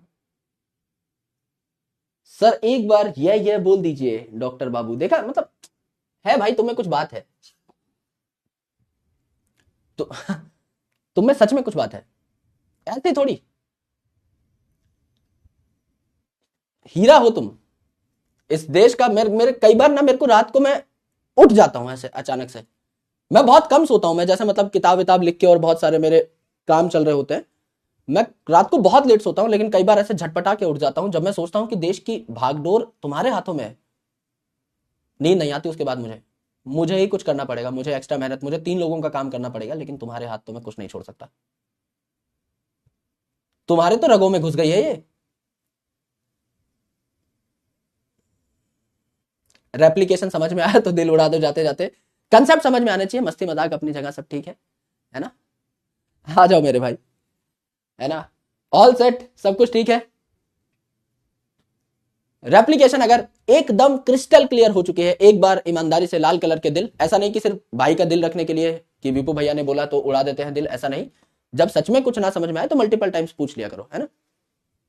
बहुत शानदार, वेरी गुड। कल बहुत छोटा टॉपिक पढ़ेंगे, यानी मंडे को ट्रांसक्रिप्शन। ऐसा मत बोलना कि सर 1 घंटे पढ़ा है, 1.5 घंटे पढ़ा है। देखो भाई, मैं टॉपिक वाइज ही चलता हूं, आपको पता है अच्छे तरीके से। किसी दिन 2.5 घंटे पढ़ाना हुआ 2.5 घंटे पढ़ाऊंगा, टॉपिक वाइज चलेंगे। तो ट्रांसक्रिप्शन का इनिशियल कंसेप्ट मैं आपको पढ़ाऊंगा 1 दिन में, फिर 1 दिन मैकेनिज्म। चाहोगे तो उसी दिन एक्स्ट्रा क्लास ले लूंगा मैं, मेरे को दिक्कत नहीं है, मैं शाम को पढ़ा दूंगा। जैसे अपन ने 1 से 2:30 बजे क्लास ली, 5 बजे में फिर आ गया। लेकिन एक क्लास में एक टॉपिक कंप्लीट, जिससे दिमाग में सेट हो जाए। मैं बहुत ज्यादा लोड नहीं करना चाहता आपको, मेरा पढ़ाने का स्टाइल थोड़ा सा अलग है, and that's why you love me, right? तो उसी तरीके से हम लोग चलेंगे। एक आधा हफ्ते बाद सिलेबस कंप्लीट हो जाएगा, कोई दिक्कत नहीं है, और पहले ही करा दूंगा। जो आगे आने वाले हैं इकोलॉजी, माइक्रोब्स, ये सब ऐसे ऐसे ऐसे उड़ेंगे मेरे भाई 2-2 3-3 दिन में, राइट? क्योंकि 2-2 3-3 लेक्चर से ज्यादा इनमें लगता ही नहीं है। मेन है जेनेटिक्स, इसको दे दो भाई, जितना टाइम ये मांगता है दे दो, इसमें मत कंजूसी करो, राइट? और इसमें भी हम लोग आने वाले हफ्तों में एक्स्ट्रा क्लासेस ले रहे होंगे। एक बार बस ये मिशन 100 थोड़ा सा स्टार्ट हो जाए, मैं उसको अच्छे लीक पे ले आऊं, उसके बाद हम लोग कर रहे होंगे। ऑलराइट, चलो। और लक्ष्य अपना खत्म हो चुका है, तो लक्ष्य वाला टाइम भी यहाँ पर यूटिलाइज हम लोग कर सकते हैं। और संडेज को भी आप बोलोगे तो पोस्ट योर टेस्ट टाइमिंग्स हम लोग क्लास ले सकते हैं, कोई बहुत बड़ी बात नहीं, है ना? चलो, alright everyone, thank you so much. मिलते हैं आप लोगों से कल। ख्याल रखो, ध्यान रखो। सेंट्रल डॉगमा का पहला पार्ट हमारा खत्म हो चुका है। अब ट्रांसक्रिप्शन में 3 लेक्चर लगेंगे, ट्रांसलेशन में 2 लेक्चर लगेंगे, उसके बाद रेगुलेशन ऑफ जीन एक्सप्रेशन में 1 लेक्चर, लैकोप्रॉन में 1 लेक्चर, ह्यूमन जीनोम प्रोजेक्ट में 2 लेक्चर, और आपका डीएनए फिंगरप्रिंटिंग में 1 लेक्चर, यानी टोटल 3 लेक्चर आपके एंड के टॉपिक्स में लगेंगे। फिर आपका ये खत्म हो जाएगा पूरा का पूरा चैप्टर। फिर क्योंकि इसी में हम म्यूटेशन भी पढ़ेंगे, तो आपका थोड़ी सी और आसानी हो जाएगी। अगले चैप्टर में आपको उतना इंपुट नहीं देना पड़ेगा, वो आपका 9-10 क्लासेस में खत्म हो रहा होगा। उसके बाद हम लोग बाकी पूरा जो सिलेबस है, मान के चलो 2 हफ्ते के अंदर, 3 हफ्ते के अंदर रैप कर सकते हैं बहुत आसानी से, क्योंकि बहुत इजी टॉपिक्स है, बहुत इजी चैप्टर है, सिर्फ सुनने लायक चैप्टर है। कंप्लीट थ्योरेटिकल है कुछ चीजें, तो सिर्फ सुनेंगे बैठ करके, हम लोग आसानी से पढ़ेंगे, राइट? चल आओ, सॉन्ग अगली क्लास में सुनाएंगे, है ना? मैं कुछ एकदम ऐसे अचानक से सॉन्ग सुना नहीं पाता, मैं इन सब चीजों में बहुत कॉन्शियस हूं। मैं बातें बहुत कर सकता हूं, बट गाना वाना ये मेरे बस का है नहीं। But I will try my level best to, है ना, डू समथिंग फॉर यू। कभी हम कर लेंगे, है ना? चल, ऑल राइट एवरीवन, अपना ख्याल रखिए, पढ़ाई करते रहिए। जय हिंद, बहुत बहुत शुक्रिया। मिलेंगे कल, take care, love you all, bye bye bye.